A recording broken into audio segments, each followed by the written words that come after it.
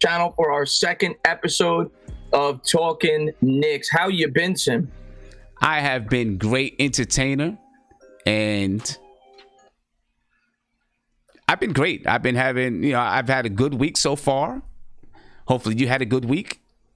Yeah, busy, but they actually had me work. I normally work the night shift. That's why I was able to start earlier today, obviously, before we had some complications. But they made me work the morning today. So that was a little annoying because, I work till about 10 o'clock, come home, and then I got to be back to work at 7 a.m. But yeah, overall, it's been a good week. How about yourself? Yeah, it's been a pretty good week. I'm bracing. It's been a hot week. I don't know how it is. It's been blazing out, and it's supposed to be like 100 degrees on Saturday. It's just been a crazy hot week. I heard 107. I don't know if that's the actual temperature or whatever, but it's going to feel like 107 in New York City on Saturday. Yeah, it's going to feel like 110 here on Saturday. So that's pretty bad. That's pretty bad. My God.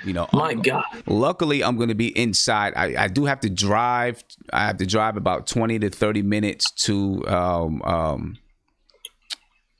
a hotel where we're going to be playing basketball because we have a basketball tournament. Mm-hmm. But we'll be inside. Hopefully they have the AC on. I know sometimes with these tournaments they get cheap and they don't want to pay for the AC and all that kind of stuff. 110, they better have the AC. So. They better have the AC because if not, some of these kids, they'll be cramping, they'll be fainting, they'll be getting heat exhaustion and everything else. You know what I mean? Right. Just want to say hello to a couple of people in the chat. Crazy Mofo, King Envy, T. Williams, Poppy, Chulo, Chad, City for Real, Jeremy Hansman, Mike Morgan. Thank you guys for being here. Verb Maker, appreciate it. If anybody's not done so, please go into the link in the description and sub up, Sim. We're going to be talking Knicks. And we got a couple of interesting topics to talk about tonight. Yeah. I figure we'll start with, because last time we did the show, I think the Knicks still had 2 Summer League games left. And that's kind of when R.J. Barrett took off. I mean, especially that last game. He had he triple-double almost. 21 points, 10 assists, showed the ability to distribute the basketball, and 8 rebounds. And I think he was 7 for 13. And I believe he was good with his free throws again. So really encouraging the last 3 games of Summer League for Barrett. Yeah, very, very encouraging those last 3 summer games. It made me feel really good because, I did understand, the things he had to go through before he got through Summer League meetings and all that kind of stuff. But, some of the things that I was seeing, his shot selection, his ability sometimes to even, it was like the speed, even though he's still playing with some college players, you're playing with the best college players, you're playing with guys who've been in the league for years. It's like he had to adjust to that speed and he had to slow himself down and start to play within the flow of the game. And I think he did that. And once he did that, you could see him get comfortable. He looked comfortable on the floor, and he just played really well. And if he can replicate this, I don't know if he's going to score 21 every night, but if he can come in the league and score 17, I think he should still be able to get, if he can get 10 rebounds in Summer League, I think he can probably get 7 rebounds a game in the NBA. If you can come in and replicate this, man, and we got something good. Oh, yeah. And by the way, I want to say hello to Bobby Woodruff. He always likes when I say hello to him. What's going on, Bobby Woodruff? Thank you for tuning into the stream. But yeah, throughout all of Summer League, that was one thing you could say. He did rebound the basketball very well for a guard. Even the games where he was shooting inefficient, I think he was getting 8, 9, 10 rebounds. But the thing that was most encouraging, especially those last 2 or 3 games, the turnovers were way down. Those first 2 games, he had like 8 turnovers each of the first 2 games. He looked completely lost. He was trying to force his game, and then he kind of, he played within himself. And that last game, 5-1 assist to turnover ratio, 10 assists, 2 turnovers. And Brzdakis got in the starting lineup late in the Summer League, and he played great throughout. I mean, and in that last game, he looked great too. And I think they outscored them by 18 points in the fourth quarter. They won by 16, but they smoked them in the fourth. Yeah. And, with, talking about Brzdakis and R.J. Barrett, I just love the fact that they played together, in high school. Not at the same high school, but for the Canadian national team or whatever it was. I love the fact that they played together. And you see that kind of throughout what Scott Perry and Steve Mills did, because they brought in so many players. And I think one of their strategies to being able to bring continuity to the team is that they brought in players that have played together. You got R.J. Barrett and Ignaz. You got Julius Randle and Elfrid Payton played together. There's someone else that they brought in that I think might have played together at some point in time. I don't remember. I'm trying to think. I'd have to think about it. But one thing I'll say about this roster is a great balance of veterans and young players. That's one thing you can definitely say, which we didn't have last year. We said that last week. Last year, you had a bunch of potential, right? They brought in a bunch of former top 10 picks that hadn't quite panned out yet in the NBA that you were hoping you caught lightning in a bottle, with Porzonia and Vonleh and guys like Moutier. But this year you're bringing in established players and guys that I think could really help this team win this year, or at least compete and not get embarrassed. Right. Yeah, definitely. And I think guys that they brought in, we're going to see a totally different expectations for the team. I think last year the expectations were just super low, even though maybe they talked a little bit differently. They still expected them to compete and those type of things, obviously. But the expectations for the players that we brought in are going to be different. Julius Randle, Marcus Morris, Bobby Portis. These guys are going to have different expectations, in my opinion, although they're not coming from, well, Marcus Morris is coming from a winning program. So that's good because he's going to bring those type of expectations to the team. Bobby Portis and the Wizards, they weren't that good. The Pelicans, they probably had expectations coming into the season, but then when Anthony Davis, the whole thing with Anthony Davis, he was hurt and all of that stuff, the expectations probably changed. But these are guys that I think are going to have different expectations coming into the season. And, it's not just going to be, hey, we're out here, just to play. These guys are going to be playing for something. And that's good. It's good for our young guys to develop and play with guys that have these kind of expectations. Oh, yeah, 100%. And I mean, Marcus Morris, I think, is a great acquisition. I actually agree with you. You said last week that you thought Morris was going to be the starting small forward over Kevin Knox. And I agree. I think that's the route that the Knicks will take because it kind of takes the pressure off Knox a little bit. Lets him come in. He's not the focal point of the offense. He gets to play within himself, and he's still going to get his minutes. I mean, Knox is still getting 25, 30 minutes a game, I think. But Morris is a more experienced player, and I think Knox could learn a lot of learn some things underneath Morris. And I think that was such a great pickup by the Knicks. And then, of course, I wanted to also touch on they finally, obviously they had signed Reggie Bullock, but then he had the health concern. He had some kind of, what was it again? He had some kind of injury that they picked up. It's something in his back. Okay. Something with his back. I don't exactly remember what it is. So they got him on a much cheaper deal. It was originally 2 years, $21 million with a 1 year opt out. Now it's right around 2 years, $9 million with a 1 year opt out. They're paying him 4.7 exactly the first year, but it is confirmed he's going to miss at least the first month of the season. Right. So there's that. But I really like, if he's healthy, I like Bullock. I mean, you look at last year, the guy could shoot. I think he made 2.5 threes a game.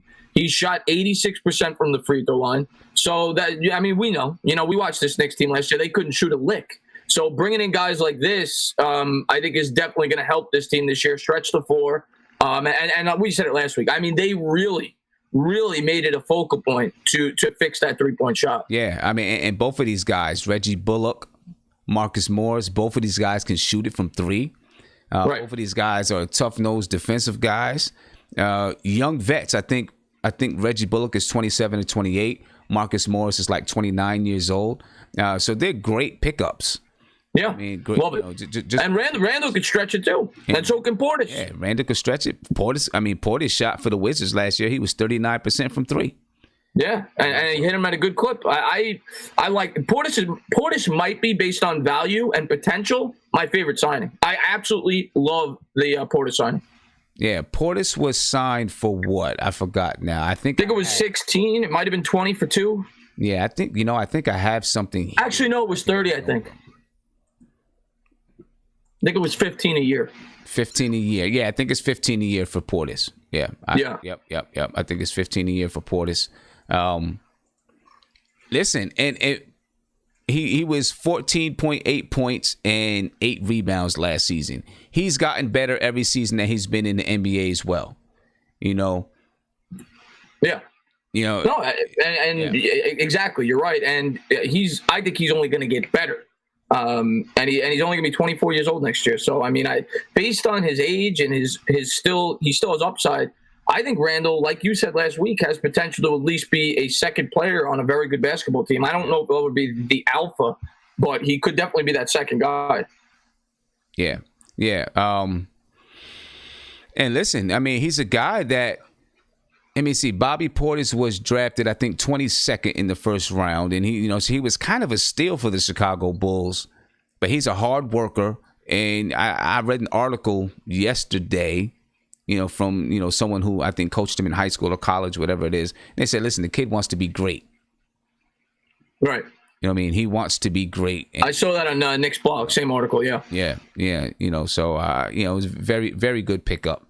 I mean, if the Knicks, if Fizdale can put these guys together and really mix the pot up, maybe they can surprise some people.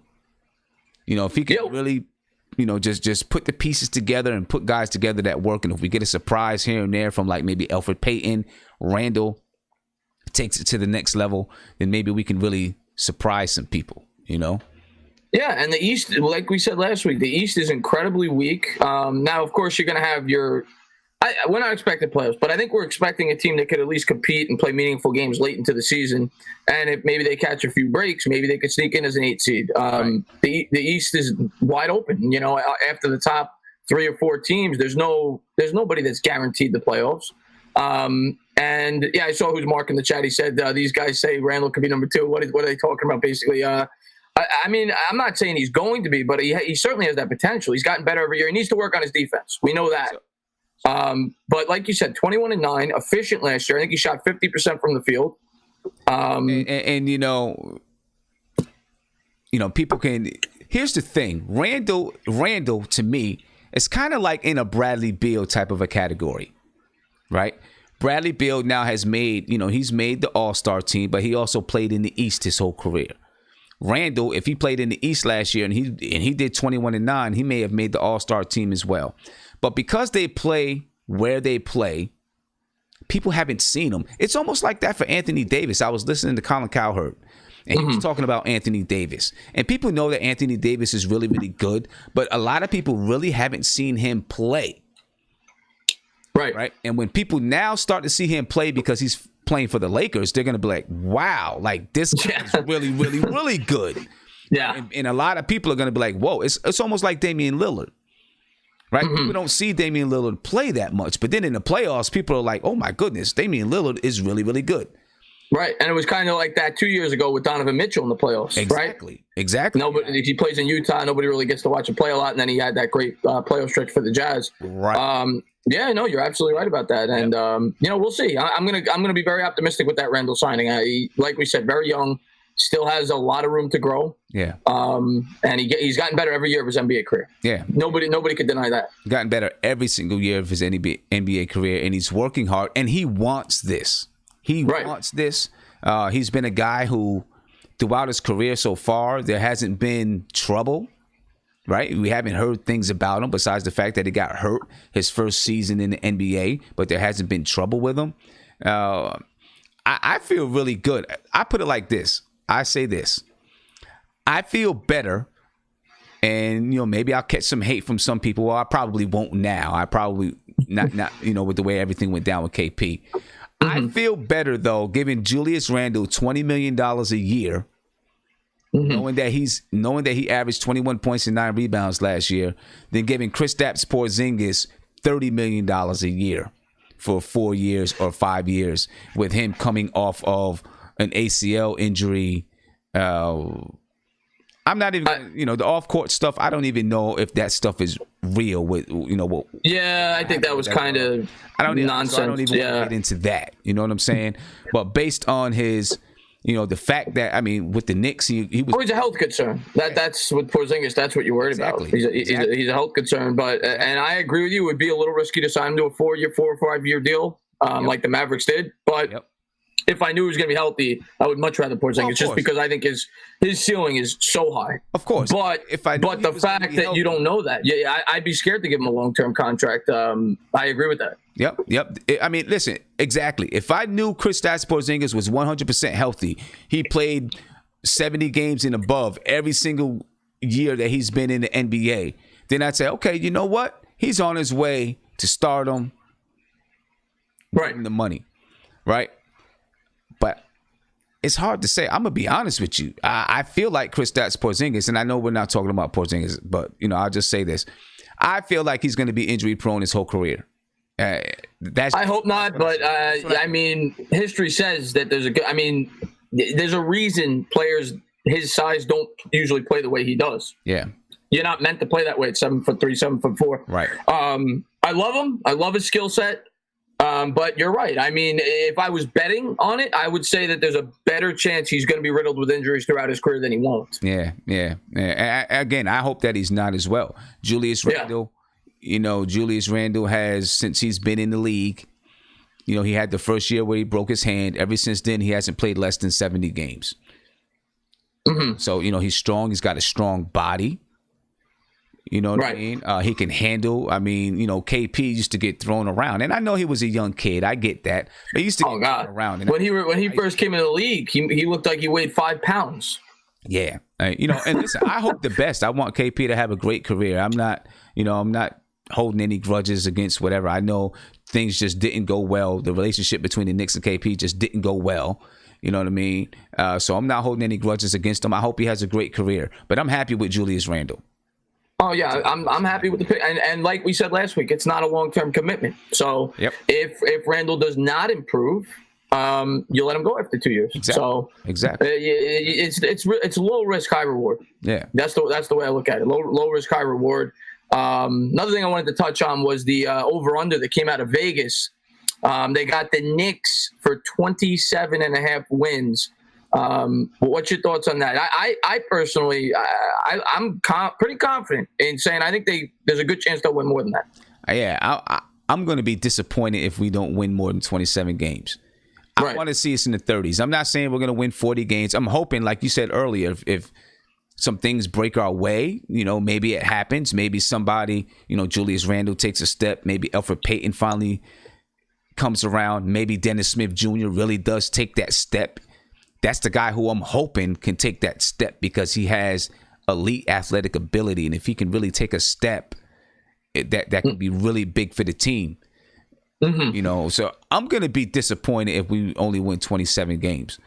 I feel like I agree with you. We brought in all these veterans, these established players. I expect this team to win 30 or more games. I really do. I think 30 games should be the goal at a bare minimum. Yep. If you're a fan going into this season, and I love it. I love the balance of the roster. I really do, because I think the players that they brought in are going to help these young players mature. I really do. I think the Knicks did a great job this offseason. When obviously everybody wanted Durant, like we said, and it sucks, because we traded away Porzingis, the guy that we thought was going to be a guy that could potentially lead us to the promised land. We got cap space, and they basically wasted that cap space, if we're being completely fair, because Tim Hardaway Jr. would have came off after this year. He would have had an expiring contract. You would have been able to trade him. Courtney Lee would have fallen off the books.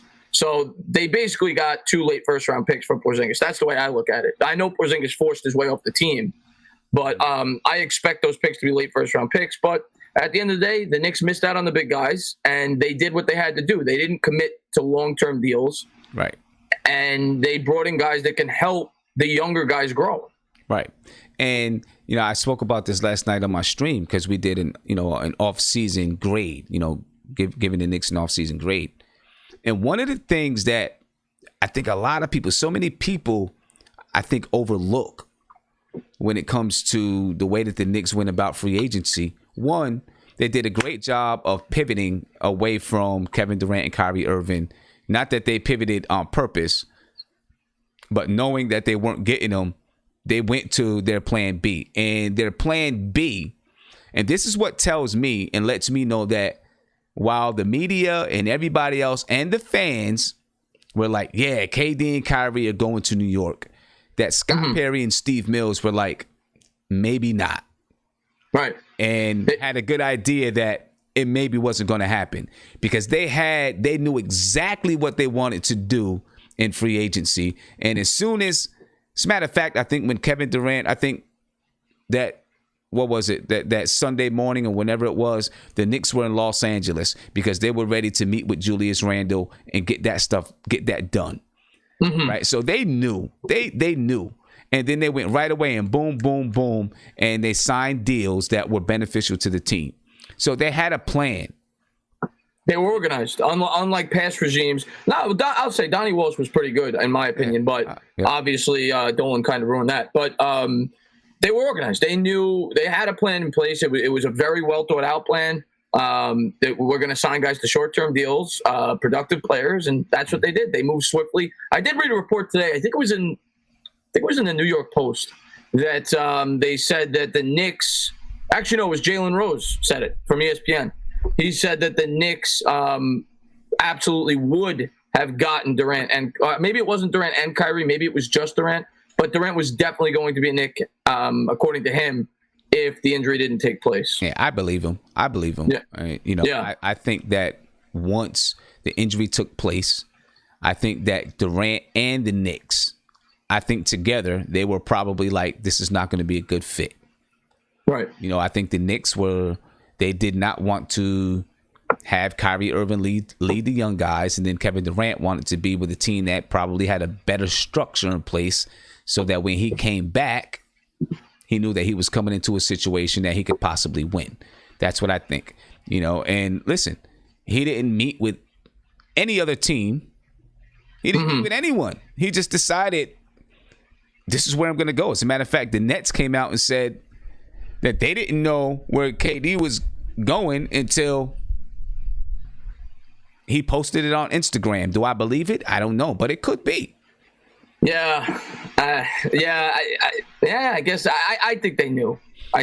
Because there were questions about whether or not Kevin Durant was going to do face-to-face interviews or if he was going to have phone conferences. He could have had phone conferences with a couple of teams, obviously before June 30th. And then he said, I'm going to make a decision and then I'll post my decision and we'll get it done that way. Right. Because, people always talk about how he didn't meet with the Knicks, but he didn't meet with anybody else. No, you're right. He didn't. I mean, we heard the rumors before. I think a couple of days before, they said it was between four teams. They said it was the Warriors, the Clippers, the Knicks, and the Nets. Yeah. But once those late rumors started coming out with the Nets, I really thought that I didn't think we were going to get them. I was hoping, but I didn't think we were going to get them. But in retrospect, it is definitely a huge risk. You could argue it's a bigger risk than Porzingis when you factor in Durant's age. Yes. So coming off an injury like that. So it's a 4-year commitment. If you are wrong on Durant and he's not the same player, or if he re-injures himself, I mean, you're setting your franchise back again. Right. So right. And then you could definitely argue the Knicks made the right decision. But, we're going to have to wait and see how Durant plays when he comes back and if he can stay healthy. But, Yeah, and an Achilles today is much worse than an ACL. Right. Oh, Achilles. I mean, a lot of times players are not even close to the same they ever were. Exactly. But, another thing that I like that I was discussing on the stream last night is that, well, a lot of people say, well, the Knicks should have absorbed contracts and got draft picks. Right. Right. But with the way that the Knicks set things up, there's still the possibility of getting draft picks. That's a good point you bring up, because you could trade Morris on that 1-year deal. You can trade Morris. Exactly. You can trade Morris to a contender and say, hey, we want your draft pick. Actually, you could trade any of these guys. Technically, they're all on 1-year deals. They're all on 1-year deals. You can trade any of these guys, and then the team has the option whether or not to let them go or to keep them. So, right. So that's a great position to be in, because you have, I mean, when you look at it, you have the ability, you're talking about absorbing contracts. Let's say December the 15th, and this is just hypothetical, folks. This is not anything. So do not jump and say, oh my gosh, they want to trade for Chris Paul. That's not what I'm saying. But let's just say December the 15th came and the Knicks wanted to trade for Chris Paul. They could package up 2 of those guys, 3 of those guys, and make a trade just like that. I'm going to be honest with you, Sim. I don't want Chris Paul. Oh, no, I don't want Chris Paul. I don't want him at all. I don't. But the one guy I want to talk about is the guy we talked about last week, and the guy you made a video on is Bradley Beal. Yes. Now, I have read reports that I think I saw it on ESPN today, I think, and, ESPN, whatever. But the Heat could potentially be interested in him, and they'd have to potentially eat John Wall's contract. Yeah. That is something I don't want the Knicks to do at all. John Wall's not even going to play this year. Me either. He's going to be making $90 million over the last 2 years of that contract. He's approaching 30. It's probably the worst contract in basketball. So that is something I want no part of whatsoever. But if you could get Beal for the right price, like we said last week, he really does fit the time frame of this team because he only has 2 years left on his deal. It could make sense.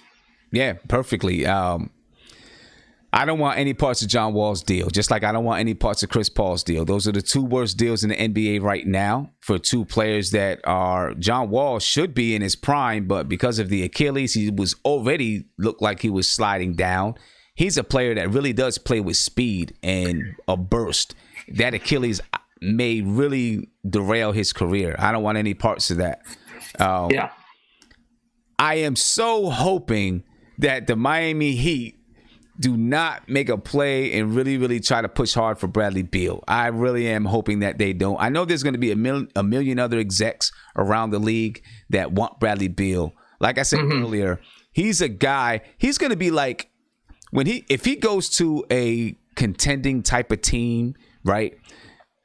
He's going to be like a diamond in the rough for some people because people are going to be like, whoa, I didn't know Bradley Beal was this good. Bradley Beal is really, really, really good. He's really good. He is a very good. He's just a very good player. We said it last week. I mean, he could do a little bit of everything. He plays defense. He could shoot. He's a pretty good passer for a shooting guard. He's a 25-5 guy. I mean, last year he averaged 25 points, I think. Yeah, 25 points, 5 rebounds, 5 assists, I think, last year. Yeah, but Bradley Beal's a great player. I just don't know what the price would be. And the one thing I will harp on is if it includes having to take on John Wall, and I know the Knicks won't do this. They're not going to do it. But that's something you got to stay away from. Yeah, under any circumstance, you got to stay away from that. And I'm not worried about that. They're not going to do that. But if I'm Washington, from Washington's perspective, to me, that's more valuable almost than getting trade assets. If I could get rid of that John Wall contract, so if Miami's willing to do that, he's going to Miami. I mean, if that's the case, but I will see. I mean, like you said, John Wall in particular, when John Wall came into the league, that guy, baseline to baseline, might be the fastest player I've ever seen. I mean, that guy, he's got a jetpack. Yeah. But when you have a player like that needs that burst to be as effective as a player as he is, as he gets older, let's not even pay attention to the injury. As he gets older, he's going to become worse, right? Exactly. And now you factor in that he had an Achilles injury. I mean, you're playing with fire there. Right. I mean, he looked fast on television. Right. A lot of times on TV, guys don't look as fast. He was fast on television. It's just amazing. But yeah, if Miami, I so want Miami to just go get Chris Paul, right? I want him to just go get Chris Paul, and then when December the 15th comes, if Bradley Beal is available, I want the Knicks to try to make a push, an intelligent, smart push to get him, not doing anything crazy. I think we'll know a little bit better what the situation is going to be like with Bradley Beal by next Friday. Because next Friday, the Washington Wizards can offer him an extension. If he turns down that extension, I think that's a pretty clear indication that he's going to enter free agency in 2021. And so the Wizards might be inclined to try to trade him. If he takes the extension, I'm not sure it definitely means that he wants to stay in Washington for the length of that extension.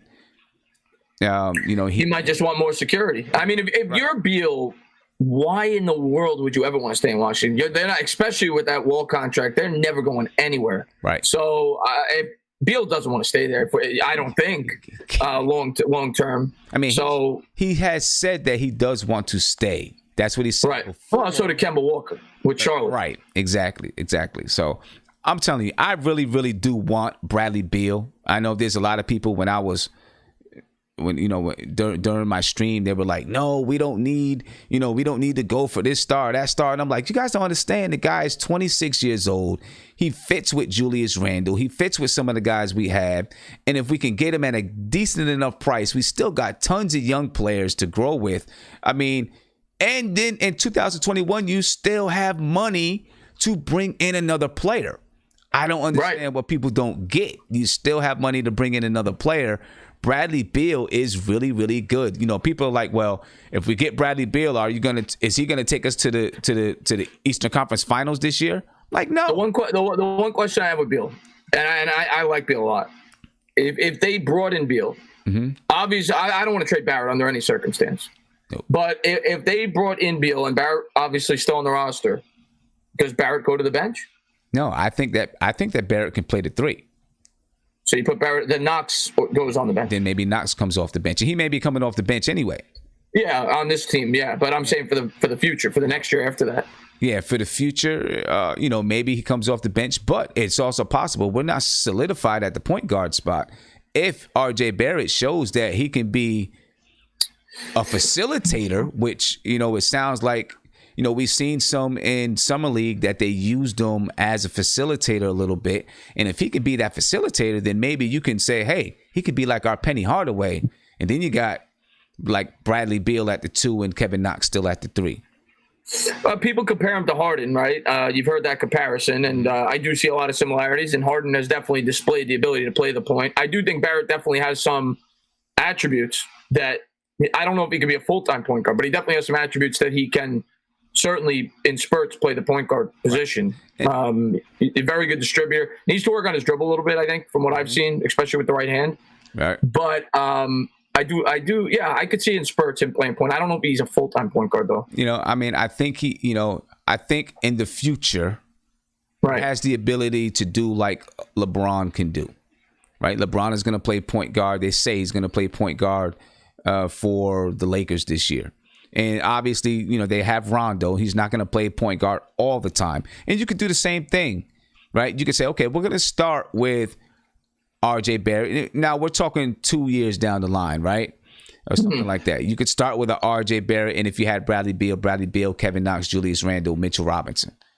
Right. Okay. Now, obviously, though, if somebody else came in, if you signed another big free agent, that type of lineup would change. Because in 2021, you would have enough money to sign another free agent. But, you take what you get. And then, you have, Alfred Payton or Dennis Smith Jr., whoever, maybe they're coming off the bench. And you rotate and you change around the lineups. You move around the lineups. Is it possible? Is he going to do that as a rookie? No. That's what I'm saying. That would be 2 to 3 years down the line or something like that. But I definitely think he could play the 3 and he can facilitate from that 3 spot. Well, yeah, he definitely can facilitate from the 3 spot. I'll agree with that for sure. Yeah. We'll see. I think it's a long shot. I don't think Bradley Beal is going to be a Knick. It's just, it's a hypothetical. Me either. If he's going to go somewhere, I would guess probably Miami. Miami, they're in a position where they probably want to try to contend in the weak East. They already have Jimmy Butler. And Bradley Beal could definitely put them probably in contention of the top 4 teams in the Eastern Conference. So I think it makes a lot of sense for, depending on what the price is, for a team like Miami to go after him. I don't know. The Knicks may look at it like we're not going to compete with Beal anyway in terms of, really competing. And he might stunt the growth of our younger players. So I could see both sides of the spectrum. Yeah, they might. The tough thing is this. Obviously, you would have to give up something. If you wanted to get Bradley Beal, you'd have to give up something. So then you got to ask yourself, Bradley Beal, his second year in the league was in the playoffs and averaged 19 points a game in the playoffs. Right. Do we have a player, if we're afraid to give up guys, do we have a player that is going to be of that caliber when they're ready? You know what I'm saying? That's the question, I guess. They have to make that determination. And it's very, very hard because if you wanted him, you'd have to give up something. But you've also, if you want to have a chance at some of the bigger fish, And I hate to always look towards free agency. And I know people are like, let's grow from within, let's grow from within. But there's going to come a point in time that you're going to have to say, we might have to move on from a guy. Or we may have to trade some of these guys to get a better player. You know what I mean? I mean, you look at all the top teams in the league for the most part. I mean, they are all certainly, most of them are built originally through the draft, but almost all of them do use free agency as a tool. Yeah. So I mean, look at the Raptors. I mean, well, it was a trade, but Kawhi was not originally a Raptor. I mean, most teams acquire either a big player through trade or free agency to get themselves over the top. Exactly. It's very hard. I mean, and the Warriors did do it, for being fair, originally, but it's very hard to build. And technically, they didn't. I mean, they did sign Andre Iguodala, who was a big, vital part of that that team, but it is very hard to build a championship roster strictly through the draft. Yeah, I mean, and look at the Raptors. What did they do? They drafted DeMar DeRozan. They traded DeMar DeRozan to get Kawhi Leonard so that they could be a contender. So that's going to happen with some of our guys. You know what I mean? That's just a part of the process. Yeah. But that's why it's so valuable to have these first round picks, because you acquire assets, you acquire players that teams want, and to bring in a guy like a Bradley Beal, just for an example. But I think it's a long shot, but it's just nice to think about, nice to talk about. I mean, the thing is, look, I want to build with our young guys. We have a plethora. We have a lot of young guys, and we have a lot of them. Right. But some of them are going to make that leap and be really, really good. Some of them are not going to make that leap. And I guess you got to look at, when you're talking about making a move for someone like a Bradley Beal, or if there's somebody else that you want to make a move for, you really have to look at it and start to make a determination and say, you got to take a hard look at it. And it's not going to be easy decisions. And people aren't going to always agree with your decisions when you're the general manager, when you start to make that kind of a move. I would make the move for Bradley Beal if it presented itself, and as long as the deal was good. People ask me, would I give up Kevin Knox? I would. I know you love Knox. I really do like Kevin Knox. But I'm going to be honest with you, though. If they said, you give us Kevin Knox, Damian Dotson, one of the, and then a couple of these other guys that we signed. I'm going to tell you something, though. The one reason I'm reluctant to do that. I would think. The one reason I'm reluctant to do that. Beal's only a 2-year rental, potentially. Right? That's true. And you're trading a guy like a Knox, who's still on a rookie deal, who still, we're hoping, turns into something. Now, if you're the general manager and you don't believe in Knox, which I'm assuming they do, they drafted him, you make that trade. But if you think Knox can evolve into an impact player, I would make that move. I would hold on to Knox, and I guess they would have to make the decision, and that's why it's hard to be a general manager. Because if it was presented to me, I would really have to think, and I would probably take a lot of thinking, because you have to ask yourself when you're about to make that move: is Knox going to be as good as Bradley Beal or better? Because and I see Mark just said exactly what you just said. Beal is better than Knox. I agree with that. I don't think Knox is going to be better than Beal. What I'm saying is, Beal, you're risking. Let's put it that way. You are risking knowing you're not going to win a championship in the next 2 years, right? This is kind of a move that puts you in contention. But if we're being realistic, you're not going to win a championship in the next 2 years. So you are risking trading away a player that could be an integral part of a championship team 4, 5, 6 years down the road. It's true. For a guy that's going to make you competitive, and he could leave after 2 years. So I'm not saying that Knox is better, but I'm saying he is, a part of the future. You don't know that Beal is. I get it, and it's tough. And then on the other side of that coin is, if you bring in a Beal, let's say you do trade Knox, right? And you have, and let's say you trade Knox and Damian Dotson, or Knox and Trier, or something like that, right? And some draft picks or whatever it is. One, it cleans up a little bit of that glut that you have there, because now you're talking about who's going to be our 3. Well, you can put RJ Barrett at the 3. You got RJ Barrett at the 3, right? Now, though, when you're talking about that 2021 free agency, you have Bradley Beal, and I'm pretty sure you have his bird rights. Right. Okay. Now you can look, and whoever is a free agent, you can say, we have Bradley Beal. Even though he would be a free agent, you lock him down right? You say, listen, let's lock him down so that these other free agents know. You lock him down. You got Julius Randle. Julius Randle goes beyond 2021. So now you got two guys, and I'm assuming that Julius Randle is good, right? And then you still got R.J. Barrett. You got Mitchell Robinson. Maybe Dennis Smith Jr. hopefully has stepped up. So now you got some guys and free agents are looking like, we really have, there's something there. There's a structure, there's an infrastructure there. You know what I mean?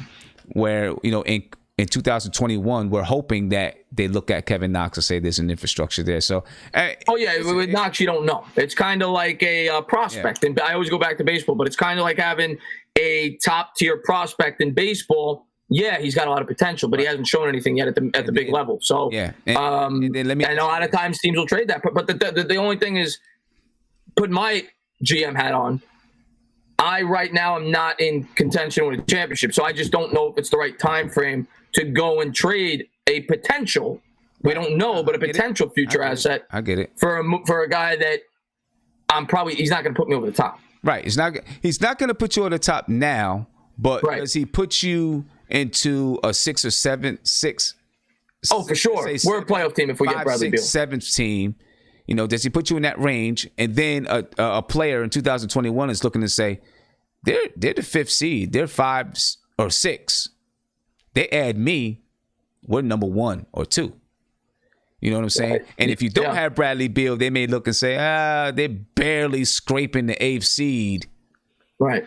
Well, it's a fair point. Teams don't want to go to – free agents – top-tier free agents don't generally want to go to a team that's at the bottom of the barrel. Yeah, exactly. Yeah. So it makes it very tough. And then we got to look at this. Everyone is looking at, in 2021, people are already skipping over 2 seasons and looking at 2021, right?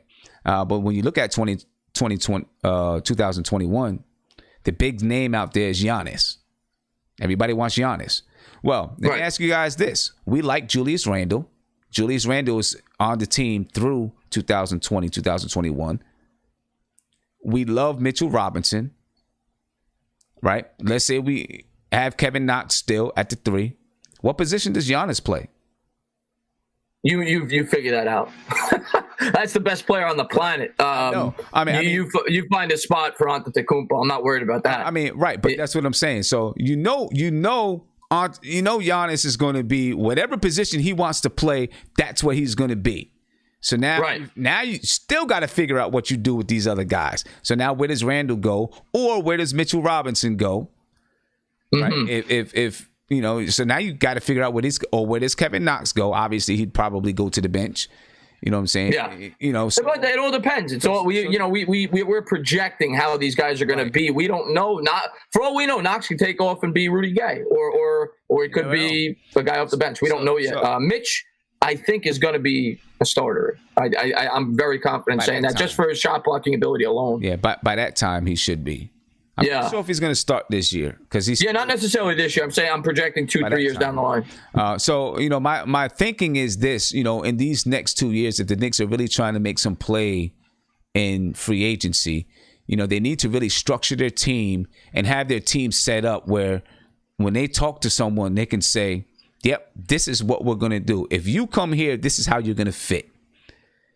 And making those type of moves, but making sure that they have quality, legitimate starting NBA players. That's my thing with having a Bradley Beal, because I just feel like he puts us in a place where we have legitimate NBA players, and now you have a year and a half to take this group, where you have Julius Randle, Bradley Beal, R.J. Barrett as your foundation, and really start to mold them together and have them playing well as you're starting to enter into that free agency to bring some other guys in.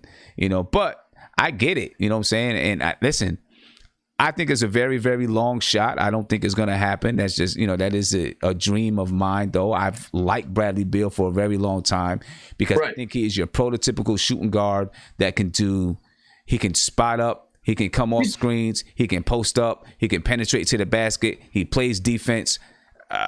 He can do everything. He can create his own shot. He can come off the pick and and catch and shoot. He can do everything. He's a very well-rounded. He's kind of like Klay Thompson. He's a very well rounded shooting guard. And I don't see a player on our team that can do those things that he does. There's not one. Oh, no. He's by far our best player if we got him. Yeah, Damian Dotson is in his prototype, but he's nowhere near him. I seen people in my chat the other day, they were like, let's build Damian Dotson up to be him. I'm like, dude, Damian Dotson is already 24, 25 years old.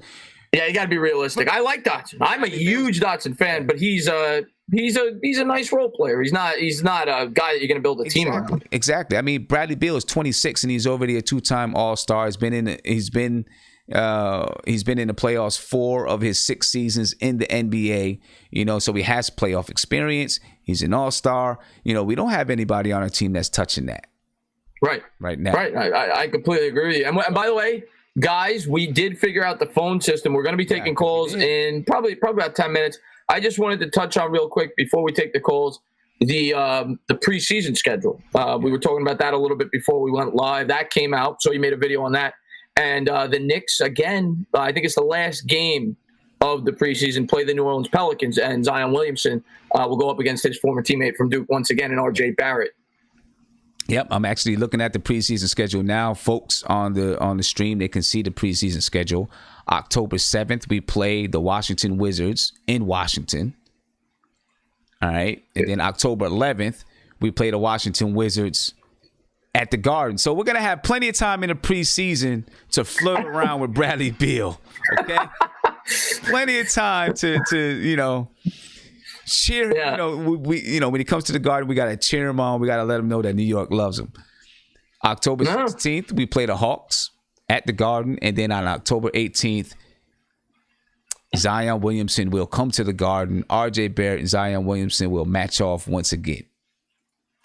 Somebody's calling my Skype. We're not taking Skype calls tonight. It's going to be through Sim's phone system. So no point in calling me if you got my phone number saved. We're not taking a call. I just deleted it so nobody can call again. But not taking calls through the Skype. Yeah. But preseason is going to be here before you know it. Of course, I'm pumped up for football. I know you are too. I'm sure I'll have you on once in a while to talk Giants. Oh yeah. But preseason is going to be here before you know it, and we're going to get to see these guys play, and then regular season, and hopefully this year we have a good year. We have R.J. Barrett has obviously got to be the guy that we're really looking forward to. The guy that could potentially be that alpha. That's who obviously we want to see Knox and Mitch too, and all the other guys. But the guy I really want to see most this year is Barrett. Yeah, me too. Do you think he's going to be the alpha this year, or do you think it's going to be Julius Randle? Oh, Randle. Who knows? You never know. Doncic and Trae Young had great years last year, but this year I think Randle is the guy. And I think that's a good thing that Barrett's not the guy the first year. You want him to kind of mold into it. Yeah, exactly. Now, I think Barrett has the mindset more than I think Julius Randle has the mindset. But Julius Randle maturing a little bit more, growing and maturing. I think he's right now accepting this role as the leader of the team, at least from a basketball standpoint. And he's going to be looking at himself as it's I'm the guy. I'm the guy that's going to get the ball in those situations. Right. No, I agree. Randall's the guy this year. But beginning of the season until R.J. Barrett shows and proves that he can be relied upon to do it. Yeah, maybe the last 10, 15 games, maybe Barrett takes over the reins. But going into the year, I think right now, if I had to guess, project, and, we could be completely wrong. But if you told me project Barrett's stats, what do you think he's going to do? I would say 15 or 16 points, 5 assists, 5 rebounds, 42% from the field. I think he'll be somewhat inefficient, but not nearly as inefficient as Knox was last year, because I do think Barrett has he's much better, in my opinion, at getting to the rim and creating contact, creating easier buckets. So I do think Barrett will be more successful than Knox was in his rookie season. Yep, I think he has a much higher motor than Knox, and he's much more, give me the ball. Give me the ball. I'm taking this. He's that kind of guy. Right. I think that Barrett's going to be somewhere around 15 to 17 points a game. I think he's going to shoot, I agree with you, 41, 42% from the field. I think he's going to be somewhere around 29 to 30% from three this season. But I think he's going to get better as the seasons go along. And I think he'll end up being a decent 3-point shooter because I don't think his shot is broken. I think he's going to get to the line a lot, but only shoot about 65%, something like that. That's one thing. Because he has that ability. You see it. I mean, you saw it in college. You see it in the summer league. He definitely has that ability, like a James Harden does. That is one aspect of the game where they are very similar, in my opinion. Yeah. To create fouls, to get to the line. So that has to be a big point of emphasis. The fact that is a strength of his, where he can get to the line 8 or 10 times in a game. He's got to sink 80% of those shots. Yeah. I mean, that's an extra 2 or 3 points a game on his average. Exactly. He's got to knock them down. And I don't know, at the end of the summer league, he started knocking them down at a better clip. I think he was around those last 2 games. I think he was around 70%. Or something like that. So, maybe he will. Hopefully he works on it. And he knows, I heard him in an interview, he knows that he's got to become a better finisher. Something that he said, which I really, really liked. He said a long time ago, high school, whatever it was, people would ask him, what are you working on in the offseason? And he would say, everything. I'm working on everything. And people would kind of scoff at it, working on everything. Right. But I think he really meant it. He said, because he said, this is why. He said, when I was in high school, finishing at the rim was my best attribute. Now I'm in the NBA, and over these first 3 games, it's my worst attribute. So that's why I got to work on everything. Right. And I really respected that answer. I think I think he's definitely polished in terms of being ready to handle the NBA. He had a great upbringing. His dad was a basketball player. He played for St. John's. Yeah. And Steve Nash's godfather. So he's certainly been tutored. Right. In that aspect, he's definitely prepared for the NBA. Yeah. But and I think he has a good basketball IQ. Yes. I mean, we very well could have gotten the best player in the draft. I'll tell you, I'm not expecting it this year. I think Zion is the heavy favorite for Rookie of the Year because Zion is he's an athlete. I mean, he could go on a court. He's going to average 18, 19 points in his sleep this year, in my opinion. Barrett, it's kind of the type of game where he'll get better over time. I don't expect him to be a finished product right out of the gate where I think Zion's going to be, obviously he needs to work on that jump shot, Zion, to expand his game, but he's going to be a very effective offensive player right out of the gate. Yeah, he is. He's got strength. He's going to be lightning. He's probably get his 10 rebounds a game or something like that. He might be a double-double guy right out the gate as long as he can, have his weight and stuff like that under control. That's the one thing that I think they're going to have to pay attention with Zion throughout his career. And he's going to have to really pay attention to it. Yep. If you look at how fast, from the time he stopped playing in college till the summer league, that he put on weight enough to have a little gut at least. Right. I mean, that means that, he really, he needs to persistently pay attention to his weight. Persistently.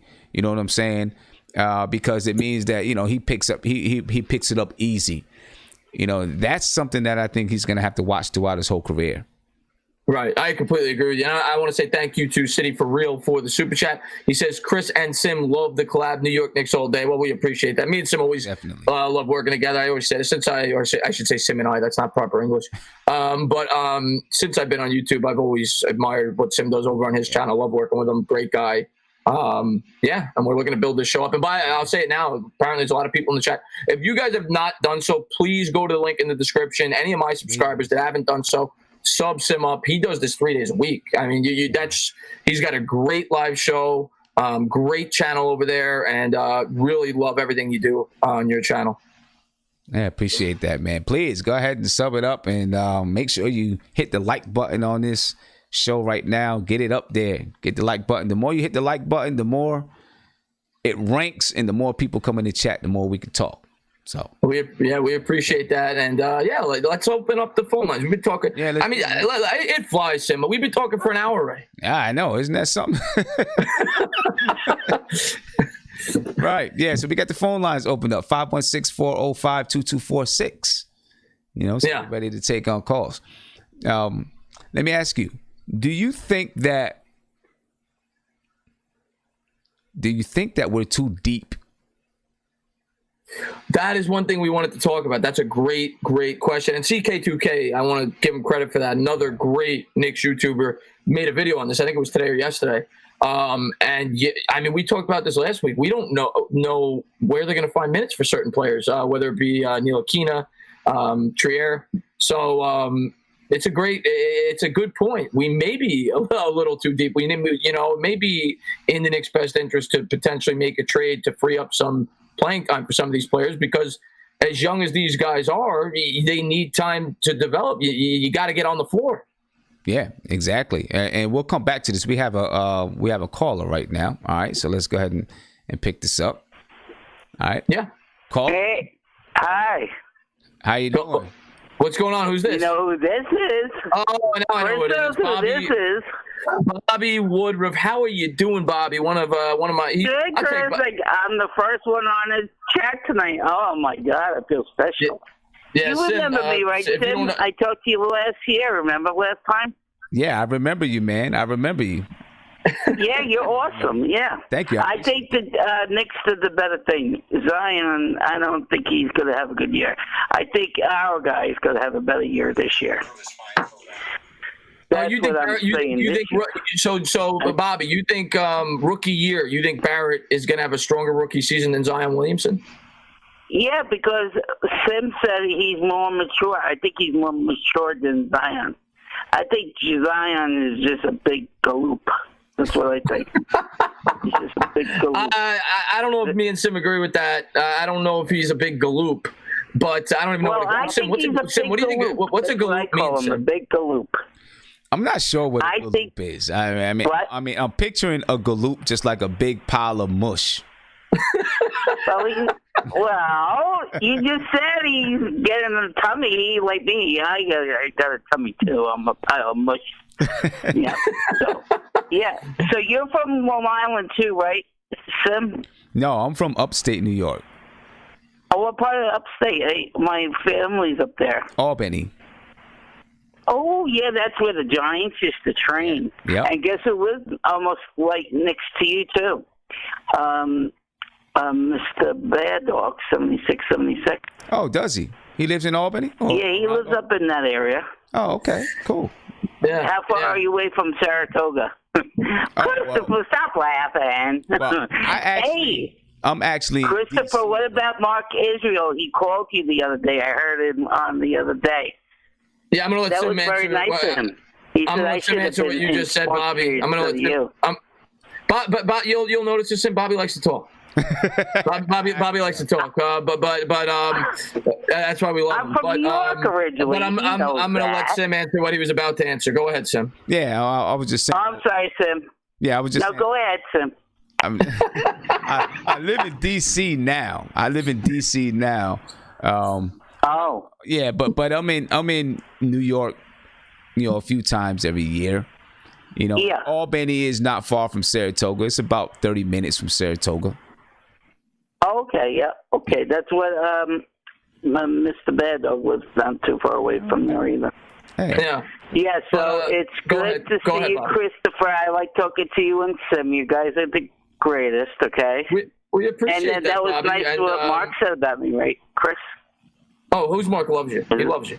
But Bobby, I want to. I know what he said. I want to talk about what you said. I know I talk too much. I want to talk to Sim about. All right, Bobby. Have a good night, Bobby. Thank you for the call. Thank you for the call. Bobby's a character, Sim. But let's talk about that real quick. He said that Zion is a big galoop, and that he thinks R.J. Barrett will have the stronger rookie year. I hope, but I disagree. Just because I think a player like Zion, it's much easier to translate to the NBA than a guy like a Barrett. It's not that he's a point guard, but we see, he has a point guard aspect to his game. We see it's very hard for point guards or, guys that are distributors. It's much harder for them. And there are exceptions, Trae Young being one, but it usually takes them a little longer than a guy that's just going to go out there and use his athleticism, get you 10, 12 rebounds, throw down some monster dunks. Yeah. So I disagree. I think Zion will have the better rookie year. Yeah, I think so too. I think he'll have a better rookie year. And he's going to be with a better team as well. You know, you can have guys like Lonzo Ball that's going to be able to get Zion the basketball where he wants the basketball, right? You know, who else is who's their other point guard? I can't think of his name right now, but you got some guards that's going to be able to get him the ball where Drew Holiday. Did you mention Drew Holiday? Yeah, Drew Holiday. That's who I meant. Yeah. Okay. Yeah. You know, they'll be able to get him the basketball where he wants the basketball and get him in position to be able to get easy buckets. Right. You know, and they're going to be like, it's going to be like Blake Griffin a little bit his first year, you know, like everyone was amazed at, you know, his athleticism. He could jump out the gym. He could do all these things. It's going to be like that with Zion. And of course, there's going to be a big media push behind it too. You know, because, you know, he's coming out with so much fanfare, but I think he'll have a really good rookie season. I think he will get in shape. Listen, there's going to be too many people around him, in my opinion, and they know what he is worth. They understand it, and his team is going to make sure that he is in tip-top shape. I don't think that they like the fact that, you know, he came and played in Summer League, and he looked out of shape. I don't know if he looked out of shape on the court. He had 11 points in 9 minutes or whatever it was. Yeah, threw down 5 dunks. That's one thing, though, that if he wants to take, just like Blake Griffin, though, I think that's a good comparison. Blake Griffin relied almost purely on his athleticism when he first came into the league, and then you really saw him became a really good passer. He became a much better jump shooter. For Zion to take that next step up, he's going to have to do the same thing. Yep. But for his rookie year, I'd be surprised if he averages less than 17 or 18 points a game and less than 9 rebounds. Yeah, I agree with you. So we got another caller. Yeah, go ahead. Yep. Who's this? Caller, you're on live with the entertainer and Sim. What's Peace. Jim, how you doing? I'm good. How you doing? I'm good. Entertainer, how you doing? What's going on? Who's this? This is Mr. Moore, a.k.a. Pro Israelite. All right. What's going on, my man? I'm here to talk about the Knicks. All right. Talk about the progress they seem to be on, the track that they're on, the progress. I think that they're not too deep. I think they have enough players, and you have to have that option. And I think they have just enough in case one person is playing off. If they're not having an on game, you can easily get somebody to replace them. I think that's going to make them more competitive. It's going to keep the fire going in the team. Mm-hmm. And I think we're going to have a good year coming up. Okay. I love the positivity, and I agree with you. I think we're going to be better than the experts say. The one thing I will say, we kind of thought the same thing last year, Sim, if you remember, that because we thought they had a lot of depth last year. Not that it was great depth, but they had a lot of players, and we didn't know how they were going to use the minutes. And I thought at times it was a detriment because players because if they played one bad game, they would lose minutes in the next game. They wouldn't be able to develop their role, to get their consistency. So I agree with you that depth is definitely a good thing. But I do think there are times where as weird as it may sound, it could be bad because players can't get in their flow if they don't know their role, if they're not getting their consistent minutes. That's the one thing I worry about. Yeah. Okay. And I worry about it too. One, because I'm not sure that. See, I'm afraid that David Fizdale is going to start off trying to play 12, 13 guys, and that doesn't work. It just doesn't work. It's hard to find. There's just not enough minutes to go around when you're trying to play 12, 13 guys. And there's a lot of guys that are going to deserve minutes. A lot of times when you have a team, maybe you might have 5 players that they know that they don't deserve minutes right now because they're not on whatever level. And so, they're not complaining about it. They're not worried about it because they know their role on the team. There's a lot of guys, I think, right now that all of them are going to feel like they deserve minutes. I mean, if you look all the way down, who's the 15th man on the roster right now?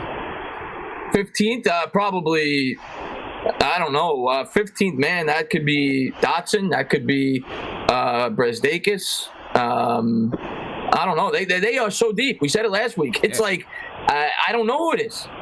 Right. And I mean, you said Brasdakis, Dotson, and I would say that both of those guys will probably deserve to play some minutes. Now, someone like Brazdeikis can say, maybe he's one of the guys who's like, well, you know what? I was picked in the second round. I'm a rookie. I got some time to fight my way through the ranks. Someone like Dotson, this is his third year in the league. He's starting to look like, hey, I want to submit my claim too. Right. So it's going to be a difficult job for Fizdale to put it all together. Yeah, that's the only thing I worry about. But depth is definitely a good thing in the sense that, you're going to have to earn your minutes. I mean, he said that last year, too. We remember that. That's all he said before the season started, Fizdale, that, you keep what you kill, right? Or whatever the phrase was, where, you had to earn your minutes. And so I do like it from a competitive standpoint. And I just worry a little bit about it. You can't have too quick of a trigger finger. Yeah. If Knox has a 2 or 3 bad game stretch, you still got to give him his opportunity to improve himself. Exactly. I don't want to see him then go to the bench and not play. And you don't think that variety would be good for, like, if they play in teams that they can use their strength? Like, let's say you use Iggy if his strength is better for playing a particular team, or you use Knox vice versa. Well, that's definitely a valuable. I'll let Sim speak on this. I don't mean to cut you off, Sim. That's definitely a valuable asset, right? To have guys that when you play different teams, you could put out a different type of lineup, right? Whether it be a smaller lineup, bigger lineup, whatever. Yeah, that's definitely valuable. I agree with that. Yeah, I agree with that too. I mean, that's going to be something that's really beneficial for the team this year, that you can play so many different kind of lineups, and you'll have so many different kind of players that can really fill a niche. If you need to have a team of all 3-point shooters on the floor, you can do that. If you need to have a really hard-nosed defensive team on the floor, you can do that. If you need to have some guys that can really light it up on the floor, you can do that. If you need guys that can just run the floor, you do. There's a lot of different options that you can do. So that's going to be one benefit. I'm going to tell you where having so much depth would really be a benefit for the Knicks. If this team was going to go deep in the playoffs, and I'm not saying that we are, but if this team was going to go deep in the playoffs, right?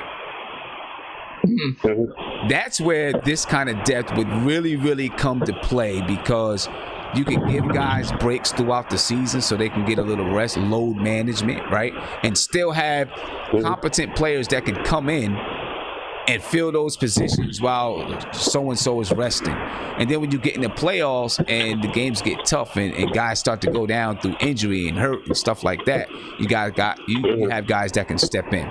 Now, if we can keep this kind of depth when we finally have a playoff team that are making deep runs in the playoffs, that's going to be great. Yes. For sure. When you have your established team, I want to say hello to Joe Lutz, by the way. I saw him pop in. Joe, thank you for being here, buddy. When you have your established team, the team that you think it can contend in the playoffs, yeah, depth is very important. Yeah. I think for a younger team, it could be, if it's not used properly, a detriment, because it could hurt the development. That's the only thing I worry about. It's a fine line you have to play with. Yeah. But that being said, I would much rather have depth than not have depth. Oh, of course. Yeah. So it's a good problem to have. Yeah, it's a good problem. Yeah, definitely. Yep. Yeah. Well, I appreciate you guys taking my call, and thanks a lot. I listen to both of you. I mean, it's kind of hard to choose who to listen to. I originally started with Sim. Sim, your channel went down, and I started listening to Entertainer and said, wow, this guy can really call a game. There you go. And then one day my son heard him, calling a game, and he asked me, "Hey, Dad, tell him to say my name, Elijah." and now Entertainer is his celebrity. There you go. That's what. I love doing I'm going to do at least 2 games a week in season. That's my plan. And I'm sure I'll do some with Sim. We'll have fun calling some games together. We definitely will, man. Mm-hmm. So, hopefully my channel will be back up soon enough. I'll continue listening. I love the show, and I'll listen. All right. Appreciate you, man. Have a good one. Yeah, we appreciate the support. Thank you for the call. All right. There you go. Good call there. I wanted to talk a little bit about the depth on the New York Knicks. Yeah. It's definitely a good problem to have. Definitely a good problem to have. But yeah, I could see where it could, especially when not even just the fact that we have depth, but we have depth and we have depth and we have guys that believe that they deserve to play, and then these guys are on what turns out to be basically 1-year contracts.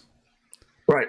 Right. So now that's the other thing we talked about last week, though. Yeah, exactly. A little worried about that too, because they're kind of like, I have to get my points, I have to get my minutes, because the Knicks could ship me out next year, and I have to be worth something on the open market. Exactly. So that's gonna be difficult to deal with, I think.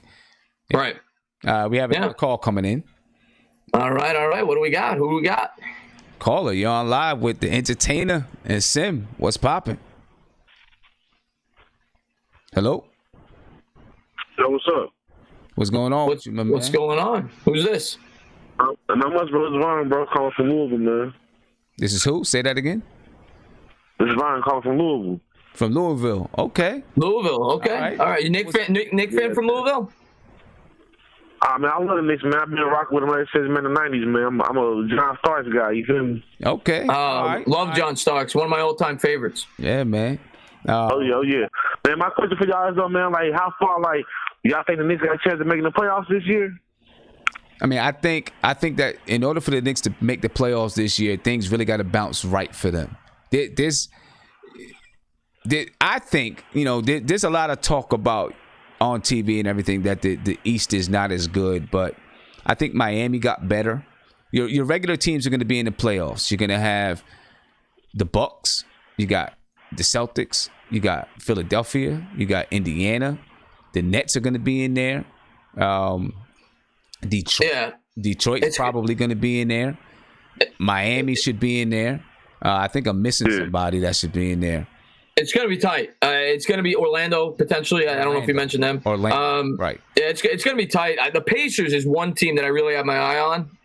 That if there's a team that's like outside of like the heavy favorites in the East that I think could crack them and really contend to win the Eastern Conference, it would be the Pacers. I do really like that young core they have there. And bringing in a Brogdon. I like that Pacers team a lot. If Oladipo's healthy, I think that Pacers team could really contend in the East. But I don't think I wouldn't pick us to make the playoffs, but I definitely give us a chance. I'd give us at least probably a 15-20% chance to make it. My question is, who do we leapfrog to get in? I think it would have to be a team like the Nets or the Magic. Maybe the Nets, like we said last week, take a step back. Obviously, Durant's not on the roster yet. Maybe that chemistry takes a little step back. And, you don't know because there could be injuries within the season. Obviously, we're not hoping for anything like that. But maybe the Raptors. The Raptors are still a pretty good basketball team, but obviously they lost Kawhi Leonard. But, yeah, they're going to need one of those teams to fall off. Yeah. So, I had the Knicks. I agree. Yeah. We still kind of young now, too. We got a lot of growing to do. Exactly. I have the Knicks being about 10th in the East. That's what I think. I think they'll be about 10th.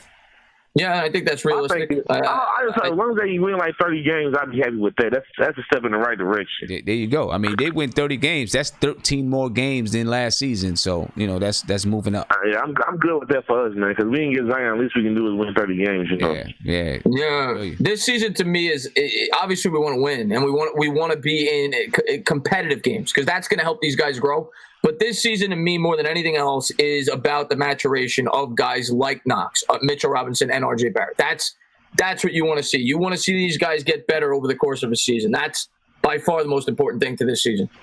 Yeah. Definitely. I agree. Well, man, it was nice talking to you guys, man. Appreciate you, man. All right, appreciate you, man. Have a good one. Yeah, we appreciate the call, man. Nick fan all the way from Louisville talking some John Starks. Yeah, man. I love it. I love it when people call. I've had people call from Toronto, Memphis, LA. We get people from Los Angeles, a lot. I love it when people call from places like that. Yeah. Yeah. John Starks, one of my probably top 3 or 4 favorite Knicks. I mean, that whole Knicks team I loved. Oakley, Mason, Ewing, Harper. But Starks was definitely a fan favorite for sure. Yeah, the last time we went to, when we went to the Martin Luther King Day game, right? We were heading into the That's right. I remember that. I saw him. Yeah, John Starks was right there. We went past him. A couple guys stopped and talked to him. Got his, I don't know if they got his. Maybe they did get his autograph. I don't know. But yeah, he's right there. Yeah, yep. He's a nice guy. Bit of a hothead when he played, but he's a nice guy. Right. Yeah, we got another caller here. Caller, you're on live with the entertainer and Sim. What's popping? What's going on? Yo, what's going on? What's going on, Sim? Hey, what's going on with you, man? How you feeling? Yo, it's your boy City for real down in the comments, man. I'm good. What's going on, City? How you doing, buddy? With you, bro? Yo, check it. Yo, so I got 3 things, right? I just want to put out there real quick. Okay. First one is we should talk about RJ's court vision because it's amazing. Like, you know what I mean? That guy, he's got vision. Let's just say that. And then number 2, I just want to say about Kevin Knox. I don't want to talk about him in trades for Bradley Beal just because he just came off his rookie season, and as we know, Bradley Beal only averaged 1 more point than Kevin Knox did in their rookie seasons, pretty much 1 more point. And then the last thing, just to be real quick, I've been hearing a lot of talk about Fizdale's he's on the barn burner now. No, man, we in the 2nd year of a rebuild. Like, you know what I mean? We got to give Fizz some time, just like we got to give the Fizz kids some time. Like, you know what I'm saying? Brings up very good points there. As far as Fizdale goes, I agree. I don't think he'll be fired no matter what this year. I do think you could start to be critical of him this year. I'm not saying call for his job, but I think this year it's fair if the team doesn't show some progression because they've brought in guys that are definitely established players in this league. I expect them to be much more competitive the next year. If they are not, I think that's alarming. But I agree he should be fired. He's got talent right now. He's got talent right now. And the best thing is this, right? If Fizz can take the Grizzlies, right, in the West, although it wasn't as stacked as what it is now, but if Fizz can take the Grizzlies, right, to the playoffs in the West, with the talent that we got right now and with the so-called East being weak, we got to become an 8th seed or something like that. I hope so. I hope so. The only thing I say about Fizdale's time with the Grizzlies is that team was kind of, they kind of had something already cooking. You know what I mean? They had something. Sure. They had already been a good team, and they had some players that had been deep into the playoffs. You know what I mean? So I don't know if he did it himself. Right. I feel you there. I feel you there, bro. To come into something that was kind of established, and then try to take it. Try to take it to another level. I'm not saying that he can't take these guys to the playoffs. So, I'm just, showing a little bit of a difference. Here is where I think Coach Fizdale is really going to have the opportunity to show that he can be a great coach. Well, let's start with good coach and then move to a great coach. Here's where he will have the opportunity because you got a clean slate of players. Nothing is established with this team. Even from last season, there's not going to be much established because half those players aren't here. And last season, you can kind of just throw it out the window because they were tanking. Yeah. It was like one big long tryout. It was a developmental tank. Yeah, a developmental tank. Right. And they had one big long tryout. Now you got some players, and you say they're still trying out players a little bit. But now it's really time to start establishing something, and I would expect, I think, that he's going to come in and really start to try establishing things. And I think last year, I don't think by any means he's going to lose his job. I don't think he's on the hot seat. But I do think that there's going to be some expectations that the team gets better and win some games because now you got some veterans. You got some guys that can and want to play defense. You got some guys that know how to play basketball, like really know how to play basketball, So the expectations are definitely going to be a little bit higher for him. But this is his chance to really show that he can go out there and turn these guys into an overachieving a legitimate basketball team. Yeah, For sure, for sure. Yo, before I peace out, I know you got other callers and stuff like that, but yo, check it out. I'm putting a bid in right now for my guy Peyton, the Elf of Wall Street. Let's get it. I love that nickname. That nickname is electric.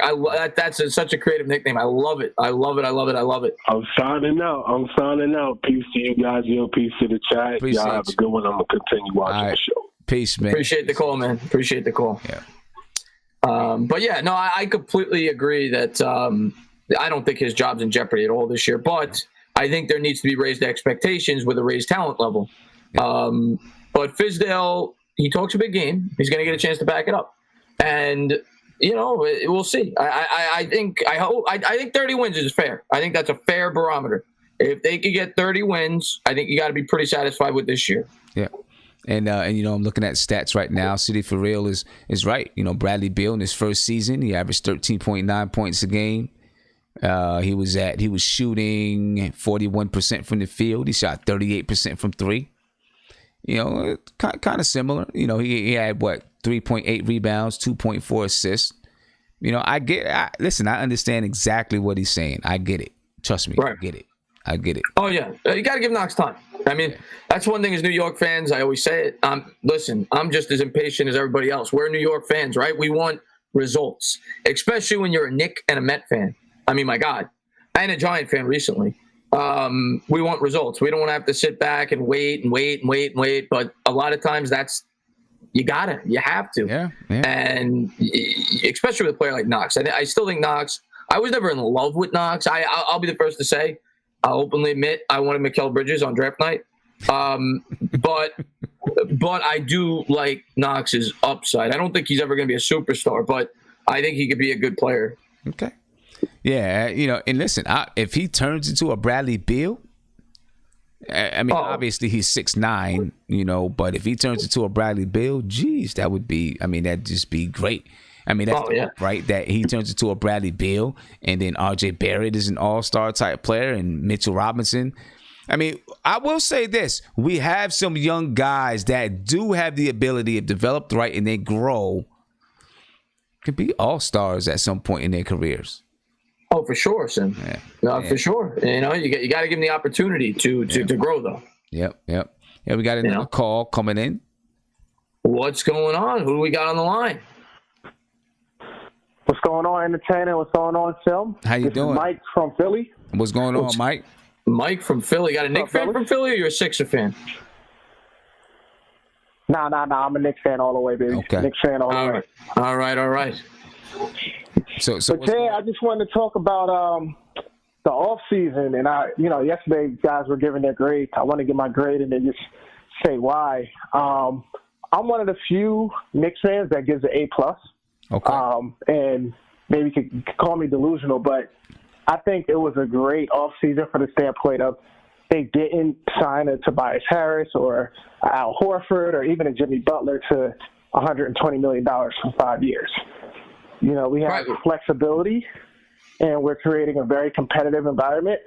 And I know it seems too deep, but listen, if a Frank Ntilikina, this is his third year, so if he's not showing that he can earn his minutes, we got to move on. We got to trade him. So we have really great flexibility. And I think as a Knicks fan, we're so used to them screwing up. We're kind of looking at this like, I don't know, what are they going to do? But this is the first time, I think they signed Joakim Noah for 4 years, $70 million. Oh, my God. One of the worst contracts, probably the worst contract in Knicks history. That was awful. They didn't do any of those moves for the first time in years. Right. So we're all kind of sitting back like, whoa, what's going on here? So yeah, I give it A+. I think they did great, and I'm excited to see what they do. And I just really think, all the pieces that they added, if come trade deadline, we can get picks. You hit the nail right on the head, because that was a worry of mine going into this free agency period. If we missed on Durant, would we do what we've done in the past and sign a secondary star to a long-term deal? And that was what I was worried about more than anything. And they didn't do that. And that they passed the test, right? So You hit the nail right on the head, and I agree with you. Based on the circumstances, you can't fault them for not going after Durant. He just suffered an Achilles injury. We were just talking about that earlier. That's the type of, even though I wanted Durant, I can't fault them for not going after him. We all did. Yeah, that's the type of injury that could alter a player's career for the rest of his life. And once they didn't get Durant, they did the right thing. They went and they signed guys to short-term deals with some upside. Bobby Portis and Julius Randle are perfect examples of guys that could only get better. I don't think they're going to get worse. Yeah, I agree with you. Based on the circumstances, I think they hit a home run in free agency. Yeah, I agree with you 100%. The Knicks easily could have tried to, let's say, match the Nets, right? You know, you got this inner city competition. They could have tried to match the Nets. The Houston Rockets had offered up Chris Paul to the Knicks. They could have said, you know what? Let's go ahead and let's take that. Let's absorb his contract. They could have took that and still had $30 million to spend in free agency. And then they could have went and tried to get, you know, some other guy, you know, and say, okay, boom, we got two guys. Now we're going to try to do this. They could have done that, and they didn't. You know, they played and they stayed within themselves, and they were smart. They got better, and it's okay to get incrementally better. Now, you don't have to zoom to the top. It's okay to go in increments and take small steps. You know, and that's what they're doing. They're taking small steps because what's going to happen? Out of this group, there's going to be a couple guys that stick around for a little while. You know, and then you'll get another group of guys and you'll have some more guys that stick around. And then finally, either we'll develop one of our guys that's going to become a star or we'll land one because we have a good infrastructure in place. So we did it. We were really, really smart. Yeah, really smart. Rome wasn't built in a day. You know, that's what I always say. And the Knicks aren't forcing it. Since I've been watching this team, they've always forced it. And they're letting it come to them, which is what they have to do. They have no choice at this point. Yep. And it's really embarrassing for some of these media outlets. And I know I've been harping on the media for a long time, a couple of weeks. But it's embarrassing for them because they know that the Knicks were very frugal and business savvy and smart in free agency. And they're looking and grasping at straws to try to find a way to laugh. But no, I mean, that's what they do. I mean, you know, whenever it's draft night, they go out of their way. I mean, the Frank Ntilikina thing is a perfect example. He was the only player that they showed on the night of the draft with his bust potential. Yeah. The kid crying when they drafted Porzingis. I'm sure there's other kids crying about other picks. They like to pick on the Knicks, the media. They always have. Yeah. You know. Yeah. And another point I wanted to make is you also got to look at the character of the guys that they got, like a Todd Gibson, you know, all hardworking guys that, you know, they can really bring that hardworking, you know, vibe to the locker room. You know, so I know a lot of callers were saying, oh, guys are going to be, you know, they want their time because their contract. But when have you ever heard of anything from a Todd Gibson or Reggie Bullock? Reggie Bullock took less money because he knew he has to get surgery. So you haven't heard anything from these guys, and they're all, you know, probably willing to help out the young guys improve because they're on one-year deals basically. So yeah, it's not like they you know, in his cancer last year, he was starting to cry, but he was a big personality. Right. So yeah. Another point. And that's another thing. There's not a lot of big personalities. Maybe Dennis Smith Jr., but even Dennis Smith Jr. is not like a, you know, I mean, like Cancer, like you said, a big personality. Even Dennis Smith Jr. is kind of low key, cool kind of dude, right? There's not a lot of huge, big, giant personalities on this team, and I like that. Yes, they're all buying in. It's kind of. I mean, not to talk about my Giants, but it's kind of like the Giants where they got rid of a lot of big personalities and they're kind of starting from the ground up. And that's the way to build a team. You don't want rah-rah guys that are about themselves over the team. Yeah. And not to say that Cantor was, but he definitely was very, very over the top in terms of being outspoken. Yeah. He started to get he was on shows. He's still getting on my nerves now. Yeah. He's still getting on my nerves now, you know, constantly saying something about the Knicks. He's still getting on my nerves. But I think you hit it on the head, man. I completely agree with everything you said in terms of this offseason. I think the Knicks did a great job. Yeah, they did a really good job. All right, guys. All right, man. Thanks for taking my call. Appreciate it. All right. We appreciate it, man. Thank you for the call, buddy. Yep. Yep. And once again, Sim, I just want to say thank you to everybody that is in the stream. If you haven't done so, please subscribe. And even more importantly, go into the link in the description and sub up Sim, Nothing But Knicks. I mean, if you're a Knicks fan, it's in his title. I mean, he doesn't talk about anybody but the Knicks. That's it. We talk about the Knicks. We talk about the Knicks, and we talk about Isaiah getting busted in basketball. But that's I watched that video. Yeah, I watched that video, Sim. Isaiah talked. I love Isaiah. I tell you, you're quick, man. You got a good dribble. Well, I'll say this: Isaiah is really slow. Okay, so let's say that. Yeah. Isaiah made you look twice as quick as you really are. Exactly. Yeah. I want to go back. You know, we talked about here. Let's get another call. We got another call coming in. Let's get this, and then I want to talk about Dennis Smith Jr. a little bit. All right, caller, you're on live with the Entertainer and Sim. What's popping? Hey, what's popping? I came from Japan. Oh, what's going on, man? How you been? Hi.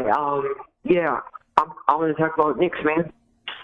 Yeah, let's go for it, man. Let's go. How you feeling? I think RJ Barrett should be point guard because, like, you don't want to put him next to DFJ because he can't shoot, you know? So I want RJ Barrett at 1, and I want EU Brad Davis at 2. I want Marcus Morris at 3. I want Julius Randle at 4, and Mitchell Robinson at 5. What do you think? So you I'll let you start. Yeah. So you want to elevate Ignaz into that starting shooting guard position, huh? Yes, sir. Because I think he's really good. He can like drive to the lane, drive to the paint, and like get to the basket, and he also can shoot. You know. Yeah, I know he can shoot. Do you think he's ready to be elevated to that shooting guard? DSJ and like Alfred Payton and Frank can't shoot. Right now here's my thing. Here's my thing with Iggy at that shooting guard spot. When he was in college, he played the 4.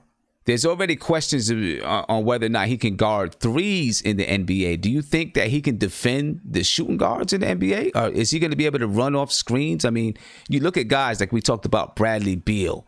You got guys that really run around the floor, run off screens from that shooting guard spot. That's a very tough position to guard. Arguably the toughest position. Yeah, but he's 6'7" though. You know that, right? I know he's 6'7", but I'm not sure that's the thing. I don't. Mario Hezonja was, I think, 6'7" or 6'8", but he couldn't guard shooting guards. Yeah, I don't know if he can. I agree with you, Sim. I don't see. Well, Iggy's not going to be in the starting lineup. I think that I'll say this about Iggy: very confident. I think he definitely is going to have a role in this team in the future. It may not be this year, a significant role, but I think he's definitely going to have a role at some point. I don't see him in the starting lineup. To your point with RJ Barrett at the point, I definitely think he's going to get some minutes running the point, maybe not a lot. I don't see him starting at the point. I think they brought in Peyton for a reason. He's experienced. Obviously, DSJ is going to get some burn at the point too, but I think Peyton is the right guy for this year's team to play the point guard because he's going to help those younger guys get good looks. Yeah, he's a facilitator, right? But yeah, I think RJ is the best passer in like this team. I mean, it's a fair point. I mean, RJ Barrett's definitely a good passer. He's a like highest IQ, I guess. Yeah, I mean, RJ Barrett may eventually become the point guard, Sim, but I don't think it'll be this year. I don't think so either. Not in the first year. I don't think so in the first year. I don't know if he's. I want to start like ISO Doat like too, but like he's too ISO to like start. Yeah. I guess. Well, one of the things that you have to remember is when you're playing the position that you play on the offensive side doesn't really matter. Right? When you on the offensive side of the ball, you can be 7'3", and if you can play point guard, you play point guard. If you can be the facilitator, you're the facilitator. That really doesn't matter. Everything depends on what you can do on the other side of the floor. You know what I'm saying? So the defense, right? the defensive side. So if you're 6'7" and you're playing point guard, and everybody else on your team is also 6'7", you got a 6'6" or 6'7" shooting guard, a 6'9" 3-man, a 6'10" 4-man, and a 7-foot center. Now your 6'7" point guard has got to be able to play defense on 6'3", 6'4" point guards. Yeah, and there's not a lot of 6'7", 6'8" players that could stay with the quickness of a guy like a Steph Curry. Yeah. So, that's what you got to worry about. 100%, Sim. Right. Everything really has to be based on a defensive side. No matter what you can do on the offensive side, you've got to look at the matchups on the defensive side, or you're gonna get killed. So we're not gonna play Bobby Portis, right? Because he's like freaking terrible at defense.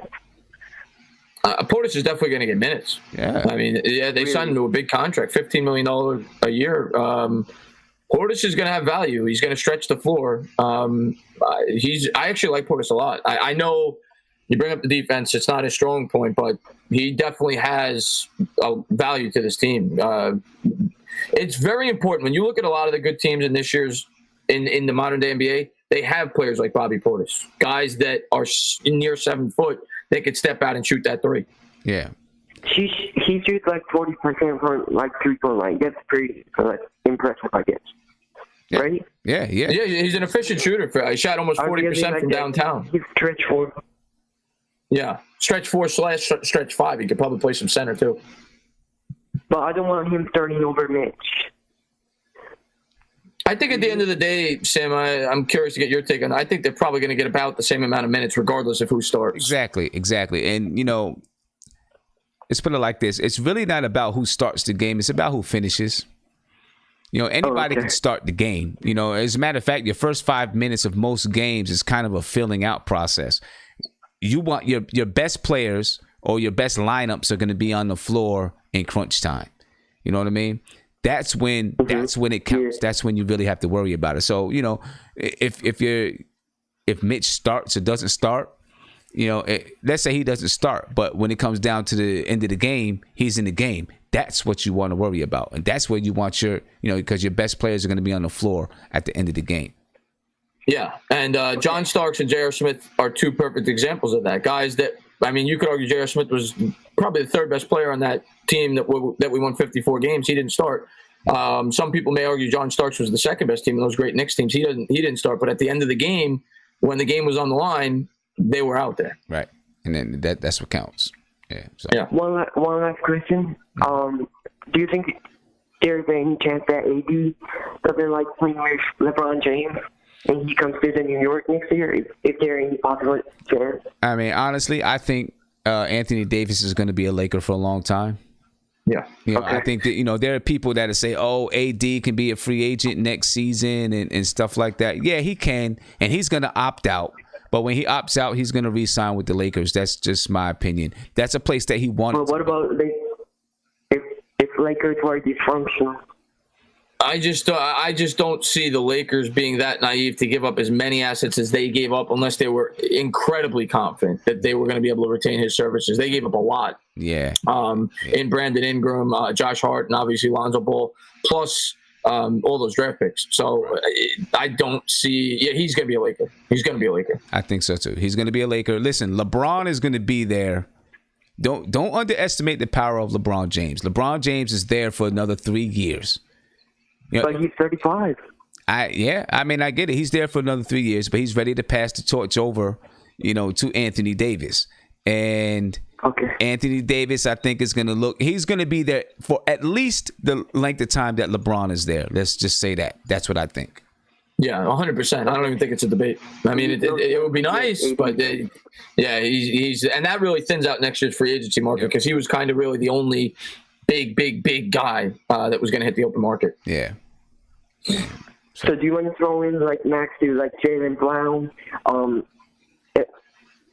Brandon Ingram, or Pascal Siakam, who is restricted free agent?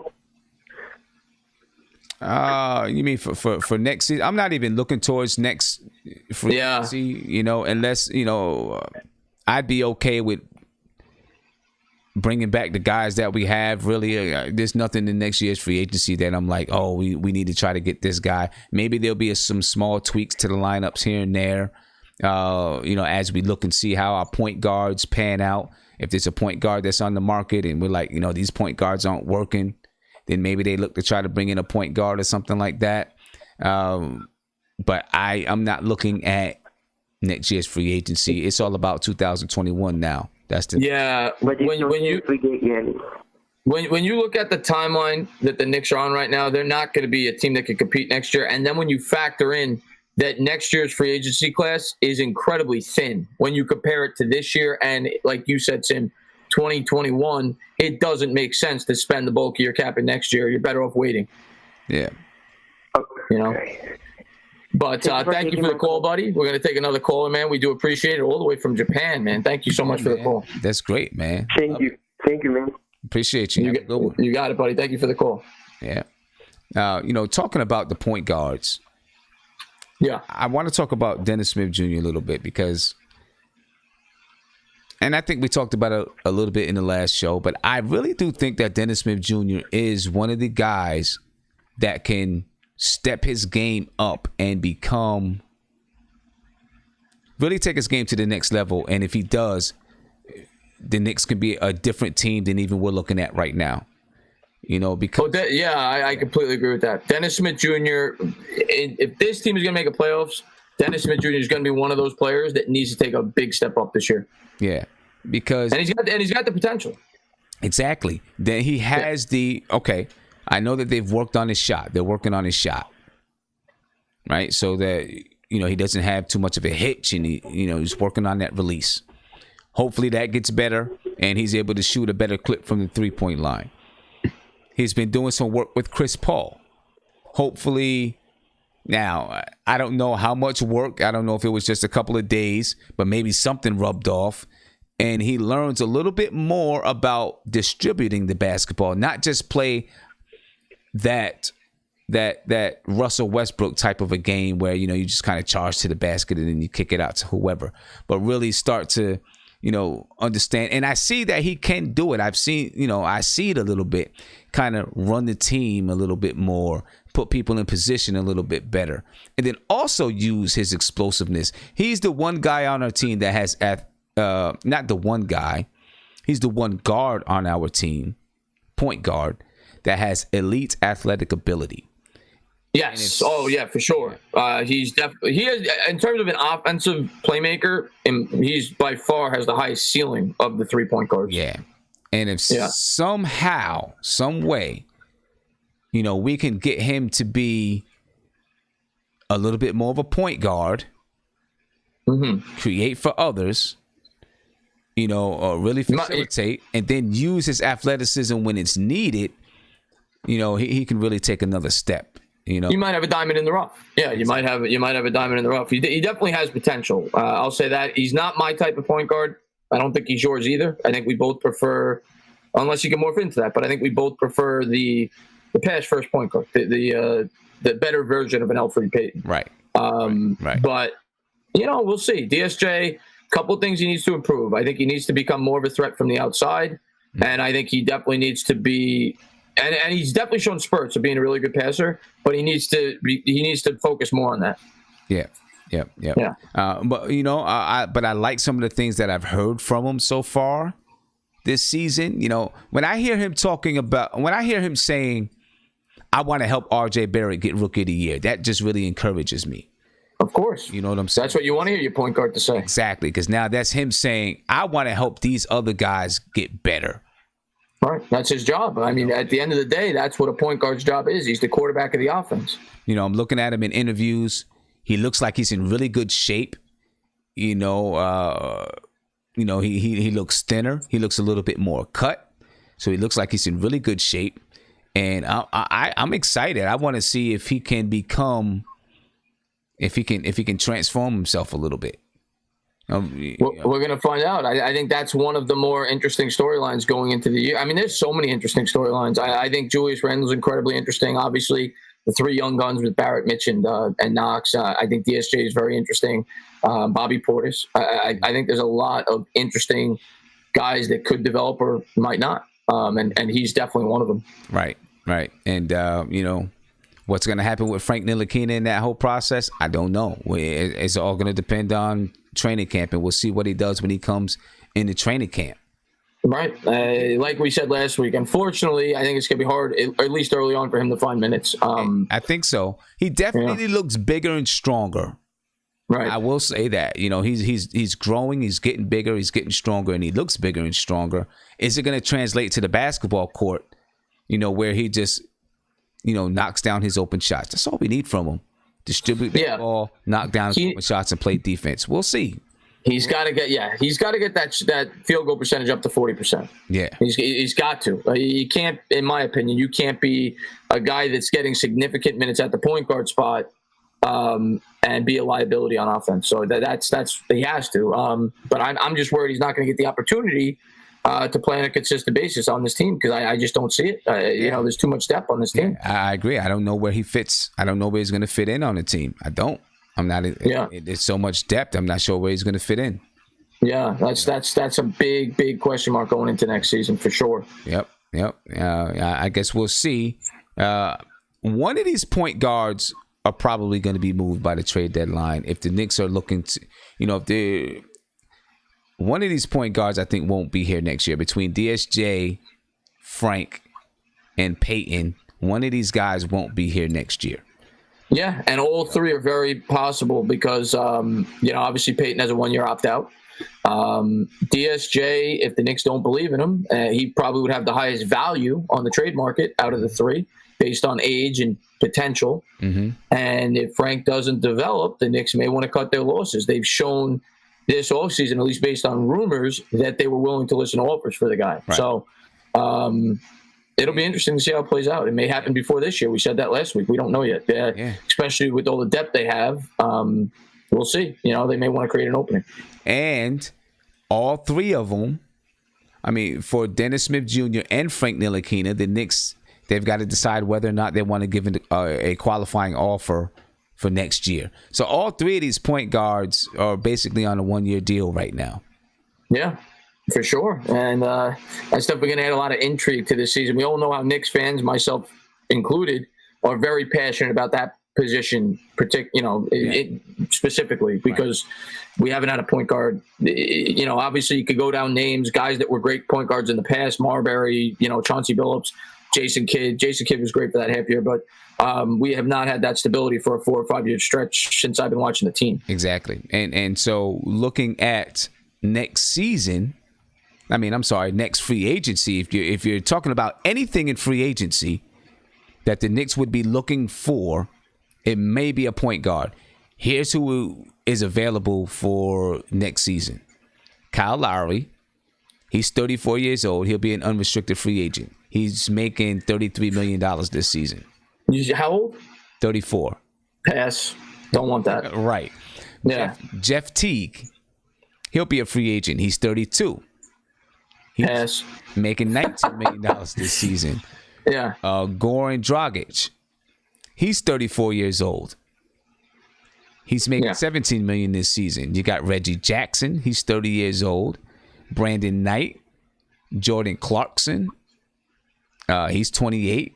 Matthew Dellavedova. He's 30. Fred VanVleet.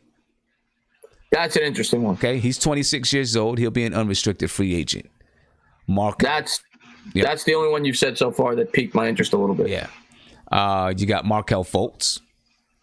All right. Well, he's kind of like throwing a dart at a dartboard. Yeah, exactly. He has a club option.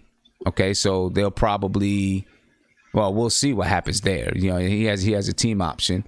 Lonzo Ball, they have a team option. DJ Augustine, get out of there.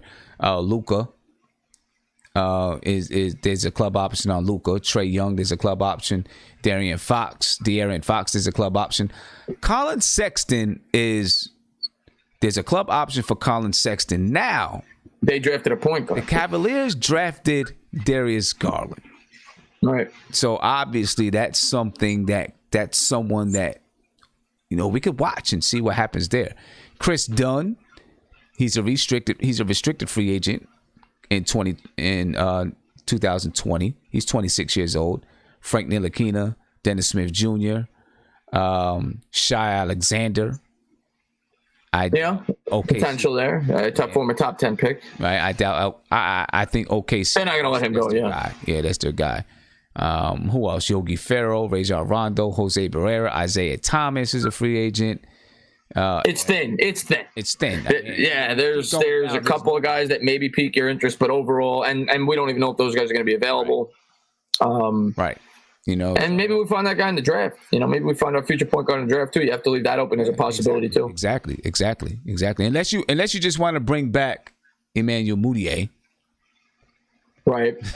Yeah. So I like you said, I think Mudiay is really in a good situation over there in Utah. I really do. Situation. So looking at who we have at point guard right now and who's going to be on the market, even in 2020, there's not many guys that are going to fit what we're trying to do better than the guys we already have, to be honest with you. Yeah, I at that point guard position next year, unless we draft one, I think we roll with what we got. Yeah. Next year, free agency, I don't really see him doing much. Maybe, like you said, maybe a little tweak here and there. You bring in like a nice little role player, kind of like a Marcus Morris. But I don't see any. I don't want to spend a max contract on Draymond Green. No, I mean you have the biggest names. Gordon Hayward is a free agent, and that's a player option for he's making $31 million this season. Paul Millsap is a free agent. DeMar DeRozan, he has a player option. He's can't shoot though. As good as a scorer as he is, he can't shoot. Yeah, I never liked DeMar DeRozan. Yeah, you can't shoot from the outside. Yeah. And like you said, 30. I'd rather go younger. I stand pat next year. I'd be surprised unless it's a trade, like for a guy like a Beal. I don't see them bringing in a big player next year. I think we got to wait one more year. Yeah. Nothing going on. There's nothing going on in free agency next year. Maybe a few tweaks here and there. Nothing going on. Yeah. Yeah, got to be patient, man. That's the name of the game. Continue to build through the draft. Continue to develop this young talent, and you hope in 2 or 3 years you get ready to make a big leap. Yep. So we'll see. And listen, and quite possibly there could be nothing going on in 2021 to tell you the truth. Depending on. Yeah, well, that's the thing. As Knicks fans, we know better than anybody. You cannot bank on a free agency class to get you out of the woods. You have the hope that you could build it the right way, like we said, via the draft. And, and then eventually you're able to bring in that guy, but do not build your future around that hope of attracting an Antetokounmpo. Yeah. I mean, the only guys that there are guys that are unrestricted free agents, right? Okay, so there are some guys. Let me see. Victor Oladipo is an unrestricted free agent. Giannis is an unrestricted free agent. Bradley Beal is unrestricted. Anthony Davis is unrestricted in 2021. Let me see. He'll be extended though, like we said. Yeah. He's going to stay. He's staying in Los Angeles, I believe so. Yeah. Blake Griffin is he has a player option. Paul George has a player option. Kawhi Leonard has a player option. Season. So I expect those guys to stay. I mean, they'll probably opt out, but they're probably going to stay. Yeah. Yeah. We'll see, man. Obviously, Antetokounmpo, you jump at it in a second. I know based on his age and ability. I mean, you want to talk about a unicorn? He's ridiculous. Yeah. Tell me about it. Yeah, but once again, I just want to say thank you to everybody that is here, all my subscribers, all Sim subscribers. Really do appreciate all the support from you guys. We're trying to build up this show, and it means the world to us. And if you haven't done so, please subscribe to Simeon Russell Nothing But Knicks. Link in the description below. Yes, sir. Yes, sir, is right, man. This great, man. It's been another good show. I like this show. Great show. Let me see. We've been talking, and so a couple calls came in. So you want to answer a couple more and then sign off from there? Yeah, go ahead. Let's go. Let's see. Caller, you're on live. You're on live with the entertainer and Sim. What's popping? Hey, what's up, fellas? What's going on? What's going on? Nothing much. Glad to talk to both of you guys. Both my two favorite sports commentators. Appreciate you. Oh, that's awesome, man. We appreciate that. So what's going on with you? All right. Nothing. We're still talking about point guards. Talk about whatever you want. You're the caller. Yeah. You whatever you want to talk about. I just didn't want to. First, I just to get it off the top of my head, I wanted to get I think RJ is going to have a better season than Zion, only because Zion's an undersized 4, and I know he's got all the talent in the world, but when he's got to guard Giannis, LeBron, AD at times, I mean, Julius Randle, go down the list, he's going to guard monsters. And he's 6'6", and I know he's a big boy, but those guys are professionals. They're crafty. They understand the league a little bit better. They understand how to move their body, how to get around them. I think he's gonna have some monster games, but I think he's gonna have some good. But I think RJ is gonna be a bit more consistent, and he's oversized. You know, he's a very tall 2 guard. I'll say this, and he gets to the line. If he shoots 75-80% from the line, I think he's got Zion at Rookie of the Year. Well, that's a big if, but I'll say this, what you said about Zion. I hope you're right. I hope he shoots 75-80%. But I'll say this about Zion. You mentioned that he'd struggle against those players. You're absolutely right. But what player doesn't struggle against guarding those players? I mean, those guys, you're talking about the elite players in the league.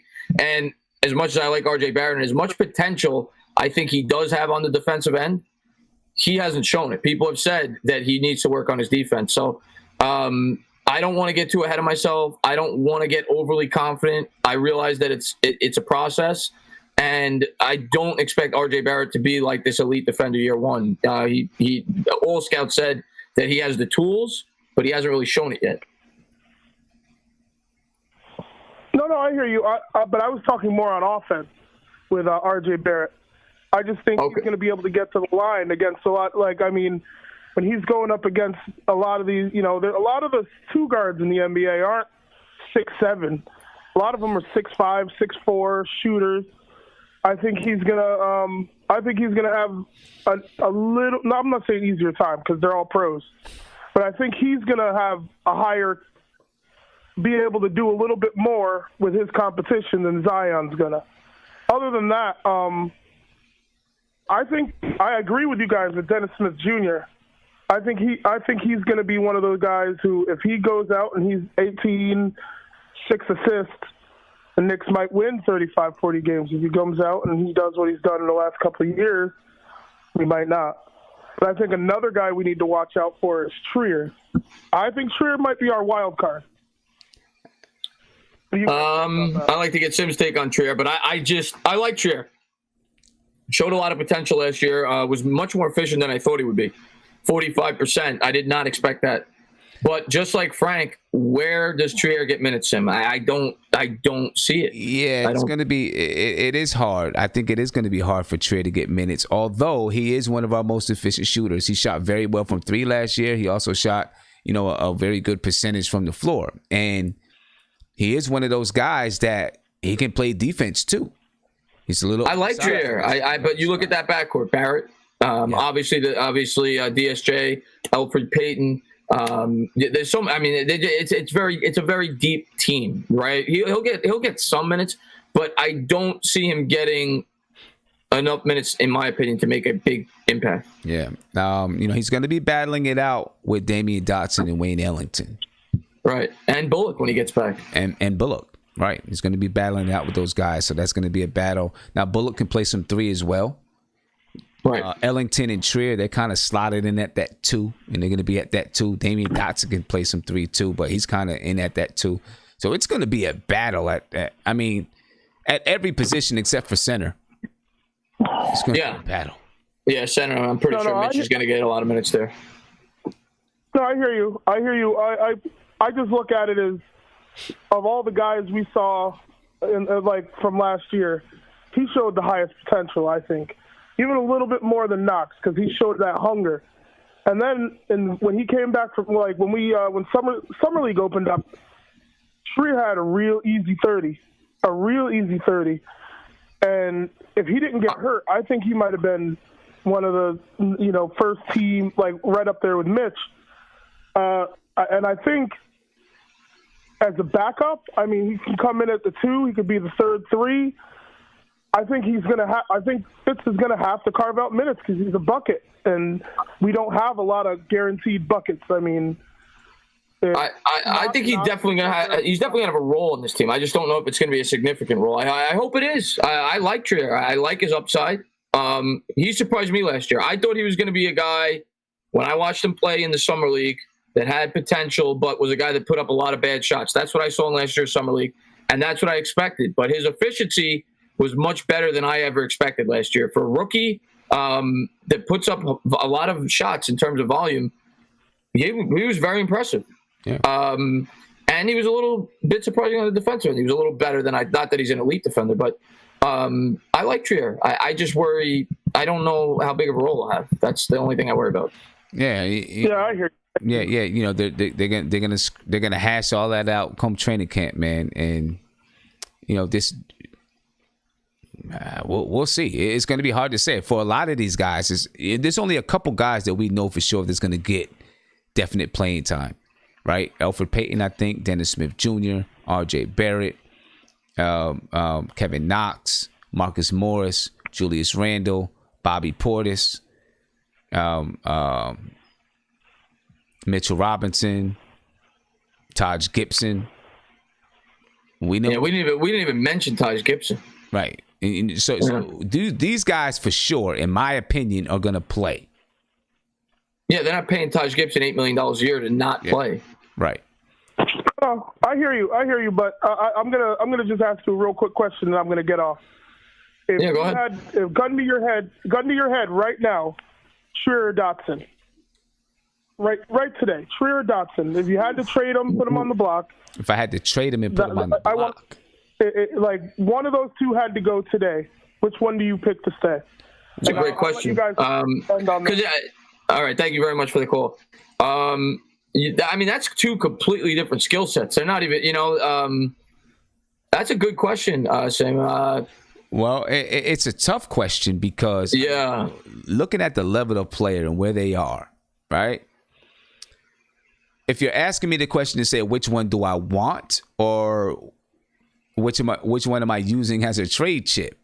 I think the better question is which type of player is easier to find and which type of player is harder to find. Do you think it's easier to find a guy that could come off the bench and get you a quick 10 points, or do you think it's harder to find a guy like a Dotson who's maybe more of a well-rounded player? You know, that's the question you got to ask yourself. Yeah, I mean, it's a tough one. Alonzo Trier last year was 10.9 points per game, 3.1 rebounds. He shot 44.8% from the field, 39.4% from three. Oh, yeah. In terms of efficiency, he was very impressive last year. Yeah, it was 80% from the line. Damian Dotson last year, he was also 10.7 points, 3.6 rebounds, 1.8 assists, 41.5% from the field, and 36.8% from three. It's very tough. Dotson. I like both players. That's why it's tough for me. But like, if he said I had a gun to my head, I'd have to go Trier because I think as much as I like Dotson's one of my favorite players on the team. I really do like him. Mm-hmm. I do think Trier has a higher upside. I would take Trier as well because Trier can get his own shot. Dotson doesn't get his own shot as much as Trier does. You know, Trier can get his own shot, much better than Dotson can. Yeah. I do like him though. Dotson kind of reminds me of Courtney Lee a little bit. Yeah. It fits that kind of a mold, and will probably maybe even have that kind of career. Yeah, I could see that if he gets the opportunity. Yeah. Yep. Let me see. We got another caller here. We'll maybe take this last caller here, and then. Yeah, go ahead. What do we got? Caller, you're on live with the Entertainer and Sin. What's popping? Tim, it's Sandy. How's it going, my friend? Hey, what's going on, Sandy? Hey, Sandy. Before you go, I just want to say one thing, and I'm saying this to the guys in the YouTube chat. Guys, do not talk about the Nas album in the chat. I am going to listen to the Nas album when I get off of here, and I haven't listened to anything yet, so please be quiet and don't talk about the Nas album in the chat. Thank you very much. Okay, go ahead, Sandy. Yeah, the people that don't know you that well don't realize you're a mega Nas fan, obviously. Right. So, like a mega super Nas fan, right? From what I understand. Like STFU guys, nothing. Yeah, I seen guys in the first chat off, talking about the new songs and stuff like that, But nice. go ahead. Anyway, we talk all the time. I'm always in your chat. Entertainer, it's the first time I've actually talked to you. It's good to meet you kind of formally on this. Mad respect for what you do. Appreciate you watching my channel. Oh, I do. We're pretty much, I think, in line what we're fans with. I mean, I'm a Giants, Rangers, Knicks, and Mets fan. Isn't that God. So you're miserable like me. Yeah, for the most part. So, I mean, I've been following you for a long time in regards to the Knicks. I always laugh because you do a bunch of your stuff in your truck, in your Spectrum outfit. Yes. You got to get the information out when it comes out sometimes, Yeah. Absolutely. It's just a funny type of story. I have this OCD thing about remotes. So every time I see a Spectrum truck or a driver, I ask them for a new remote. So I have a box of 75 Spectrum remotes in case I ever can't find one. Wow, you probably make a couple bucks off those. Sell them. Yeah, man. I remember. I'm sorry to cut you off, Sandy. I remember when I was young, and you would have the cable remote, and everybody, everyone had the same cable company in whatever area you lived in, and the remote could work on anybody's box. And I could remember running around to people's windows and taking the remote and turning off the TV or changing the channel, and it would be hilarious, just hilarious. I remember a remote story real quick. I remember when I was in driver's ed, I didn't do it, but they would show us the educational videos. We'd be sitting there, and I had a kid in my class that brought in a universal remote, and he would always pause the TV when they were trying to teach us how to drive, and the teacher couldn't figure out why it kept pausing. Right. But the remotes are actually paired to TVs now. Not that this is a cable stream, but they're actually paired to the TVs now, not the boxes. Right. Okay. Yeah, now they are. So anyway, I'm glad you guys are working together. It's a good fit, good match for sure. Keep doing what you both obviously do, and you both do great, and together you're even better. Couple of things. One, you had mentioned earlier about Fizdale's questionable lineups, pulling people early, and it had to drive us all crazy. How much of that was tanking? It's a good question. That is a good question. I think I almost think probably maybe a lot of it was tanking. I also think that some of it was just trying to figure out who can play and who can't play. Yeah, I think it was more of that. I think it was more of trying to get a flow. But he did it later even more. He knew what he had. It had to be tanking. I remember watching some games where he would make very questionable decisions late in games. I will say that. I remember I think it was a game where Moutier had 30 points. It was Moutier's best game of the year, and he pulled them. Maybe it wasn't Moutier, but it was a player who was having an unbelievable game. I think it was Moutier, and he pulled him with 5 minutes. I'm like, what the hell is he doing? So I do get where you're going with that. And there was a game like that with Dotson. There was a game with Dotson where he was on fire. He couldn't not miss a shot. He was playing his typical great defense, and I remember him being pulled in the same type of situation. And I was thinking, the guy's on fire. He's your best defender at that position. Why would you be taking him out at all? So I'm hoping, I really am praying practically that a lot of those things that we saw were because we were really in tank mode. So, I'm hoping that we'll see much better decision making as far as who's playing. I mean, you guys have both times you've done your show now, you've discussed in detail how deep this team's going to be and how difficult it's going to be to pick, who really gets playing time. I mean, I look at this roster, and there are going to be some guys that I think people are saying will be playing that just aren't going to be playing. The math doesn't add up. There's not minutes for everybody. Right. No, there just isn't. And I mean, we're not a team where we have a superstar that needs to play less minutes, and the deeper bench would actually help that even. We're a team where we have young kids, and we really want those young kids to learn baptism under fire. And I actually would rather the young kids play more and the older, more experienced guys sit more. That's my personal opinion. I'm going to be happy with 30, 32 wins. My number is 32. I'm going to say we're going to. I think that's fair. I think that's fair. I think 32 is fair. And that is going to be Fizdale's toughest job this year is, and it was the same thing last year, is balancing the minutes between veterans and the guys, because the veterans may be better players at this point, but at the same time, knowing that we're not doing anything this year in terms of winning a championship, you need to really make sure those younger guys are getting enough minutes to progress in their careers.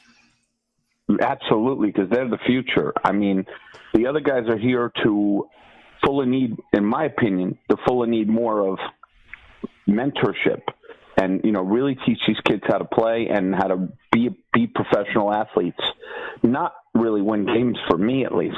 So I really, and, it's going to be interesting to see, because he does have some tough guys now on this lineup. He will have the ability to throw out there I shouldn't really use this term because they're legends in some ways, but almost like a Detroit Piston badass type of lineup where you could chuck out there with some real, bully type of guys. Yeah, the Marcus Morris, the Taj Gibson, yeah. I think Iggy's going to fall into that kind of mentality as he plays throughout this season. I think he's going to be one of those tough guys that you could throw, you're having a bad run there, you're falling behind, and it's not just about coming back, it's about getting the game back under control. So maybe you throw in a lineup that just goes out there and kind of bullies the other team for a little bit. I could see in Iggy and a Marcus Morris, and if RJ Barrett becomes what we think, guys like that being thrown out in a lineup for a little bit, just to kind of slap the other team around a little and just get things under control. That would be great. Great point. I mean, everything you said was great points. Simeon, anything to add to that? No, I don't have. I mean, I think Sandy comes on every night and makes a lot of great points. Yeah, man, very educated fan. You could tell. Yeah, I think that he's pretty much on point with everything. Yeah, and we'll see. I mean, I think the three of us and a lot of people in the chat will not be shocked if Peyton ends up the primary point guard. Oh yeah, I think he definitely could. I think DSJ gets his minutes regardless, but I think that Peyton could get the bulk of the minutes at the point. I agree with that. Right, and if that happens, I want to see how Dennis Smith Jr. responds. Right. Absolutely. That's the key to everything. I mean, this is really about baptism under fire for these younger guys. They need to go out there. They need to be slapped around a little, and then we need to see how they get up and how they react to it. You guys really nailed it, because we actually had the discussion while Sim was talking to a caller. We talk in his chat on his show, Gormo and a bunch of us. We talked in detail about the future of this team being Barrett at point guard, potentially. And I think that this year you let him get his shit together. He learns, at the 2 and summertime at the 3. But I could really see his future as being more a point guard, point forward. Oh, absolutely. I think that definitely could be. This year, I don't think it'll be that, but I definitely think he has that potential to be that either, whether it be a guy like a Harden who's more of a shooting guard playing the point, or not that he's LeBron James, but like you said, a point forward. We don't really know, because he's kind of he's a tweener. He's 6'7", so he could kind of play both the 3 and the 2. But yeah, I definitely think he could be that guy who runs the point at maybe a little bit out of position or whatever. 100%. Absolutely. I think you'll agree with this, being a big blogger, big guy that does the football side. Tweeners in football could be a really bad thing, because they can really fall into a place where they really have no starting position for them, even though they have talent. But in basketball, it's really becoming positionless, and tweeners are actually a good thing in basketball. So that's not so bad that he's a tweener. He's in the middle like that. I think it's a plus. I absolutely do too. I think it's a plus. In today's game, you want those guys that could do. I mean, look at the game. I mean, look at all the top teams right now. They've got. It's basically a game where your centers and forwards have the skill sets of guards. Oh, I mean, you want guys that could do everything. Yeah, definitely that. The only thing I worry about tweeners sometimes is the size. Like Alonzo Trier is kind of a tweener at 6'4", 6'5". And then, if he's playing those shooting guards, if he's playing defense on those shooting guards, can he defend them and stuff like that? But Yeah, I get what you're saying. Yeah. With Barrett, you don't worry about the size, though. Yeah, not with Barrett. Yeah. With the defensive side of it, though, you can be shorter and still be a great defender. You just may be deficient at something like being posted up. Oh, yeah. Where the team has to really cover for you, and that if it comes to that, you know. Right. Now, so, I mean, you know that from coaching. I mean, my daughter was one of the shortest kids on my team when I coached her team. Yeah. But the girl was tougher than nails and would make the other boys and girls on other teams cry because of the way she played them fairly, never bullying them. I mean, I could put her on. We played teams where they had kids a foot taller than anyone on my team. My daughter would punk those girls down and boys down. Yeah. So size isn't everything. It's skill and attitude. Well, of course. You know. Yeah. So I mean, and much more at the pro level, obviously. Yeah. So I mean, I'm looking forward to. I really do hope that we see a much better rotation, not as quick per se, players being pulled, and I'm just really concerned that we're going to see some of the younger kids not getting as much time, and I hope that's not the case. Yeah. Well. Yeah. You know. Okay. And you know, the way the Bullock thing went down, I think is going to be huge in the future for this team. The way he and his management are talking about the way the Knicks treated him. Oh yeah, I think a great point. We didn't even mention that. That's a great point because the Knicks don't have the best reputation. That's a great point. Right. That's big. You know what? But that reputation, and we discuss this again, something we discuss a lot in Sim Show. That reputation really is unfair per se. That's in some ways. So they just have to keep doing things the right way, and that'll switch. You know, you fix that rep, and you show that you have a team that can make the playoffs. And we will have people that want to come here. It's that simple. Definitely. You know? Yeah. I mean, my biggest mistake as a Knicks fan all these years has been thinking we play in the greatest place in the world, and that's going to attract players. Well, these players, that doesn't work anymore. They just didn't grow up knowing what the Garden is. They all acknowledge how amazing it is when they come, and they would love to play in that atmosphere. But it doesn't mean shit to them like it did the previous generation of players anymore. If we're not winning, we're not getting players. It's just that simple. It's not the way it used to be, where every game's televised now. So it's not. It's the lure in New York's not going to really pull people in, whether it be St. John's or the Knicks. And the other thing I'll say is I think players are much more educated now. And one of my subscribers told this to me, and it was a great point in terms of financials. Where when you're dealing with like $100 million contract, you're going to make a lot more money playing in Dallas as opposed to New York when you factor in taxes. Right. Exactly. And that's something New York has going against them too. Right. Absolutely. Nobody mentioned this. You know, when they were talking about the biggest winner in free agency player-wise, and now I'm drawing a blank on his name, the forward guard that went to Miami, Jimmy Butler. Butler really was probably the biggest winner of all. He got an insanely high-valued contract, and they don't have to pay taxes there. Yeah, I mean, you talk about a win. Right. Hey, Sandy, we appreciate it. Yeah, I'm going to let you guys go. You're killing it. Keep it up. I always end my call saying, listen, guys, and this goes for both of them. Don't be trolls. Don't be reporting anything that's not real on these guys. These guys do a great service for those of us fans. You know, living in New York is very difficult because we just have, on normal media, we have a boatload of uneducated, unbiased people who hate us. And the only true place that we have to go talk and learn about our teams has really become guys like this on social media platforms. So appreciate what you got, and don't mess these guys up, man. Keep it so they can keep doing what they do. All right. And peace out, y'all. All right, we appreciate that, Sandy, and really appreciate that. Great caller, really appreciate that. And if we can, just for a second, I'd like to just kind of segue to that, just for a second. I am going to be live tomorrow night at 9:00. It was going to be 10:30, but it's going to be 9:00 because I'm going to do 2 streams tomorrow night. All right, so tomorrow night I'll be live, and if it's okay, Chris, I'm going to put the links to where they can. Go ahead. All right, so I just put the links in the chat where you can catch me. You can catch me on Twitch. You can catch me on Twitter. You can catch me on Facebook. All right, so I'll be live tomorrow night I'll be streaming on all 3 of those platforms. So you can go ahead and you can follow me on one of those platforms, whichever one you choose. I wouldn't mind if more people went to Twitch than the other 2, because you can enjoy the chat and all stuff like that. That's great stuff, man. That's great. Yeah. Yeah. So and please subscribe. Again, I'll say it to Sim's YouTube channel. The link in the description. Anybody who hasn't, that's a subscriber of mine. Just loving doing this show, man. There's a lot of fun for me just talking hoops with you, man, and the callers, and I love it. Absolutely love it. I think the show's only going to get better and better. That's it. It is.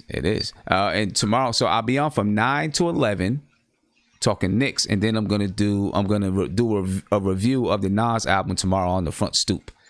That's right, your other channel there, the hip hop channel. Yep, from like 11 to 1. So I put the link to the Front Stoop in there as well, so you guys can go ahead and check that out.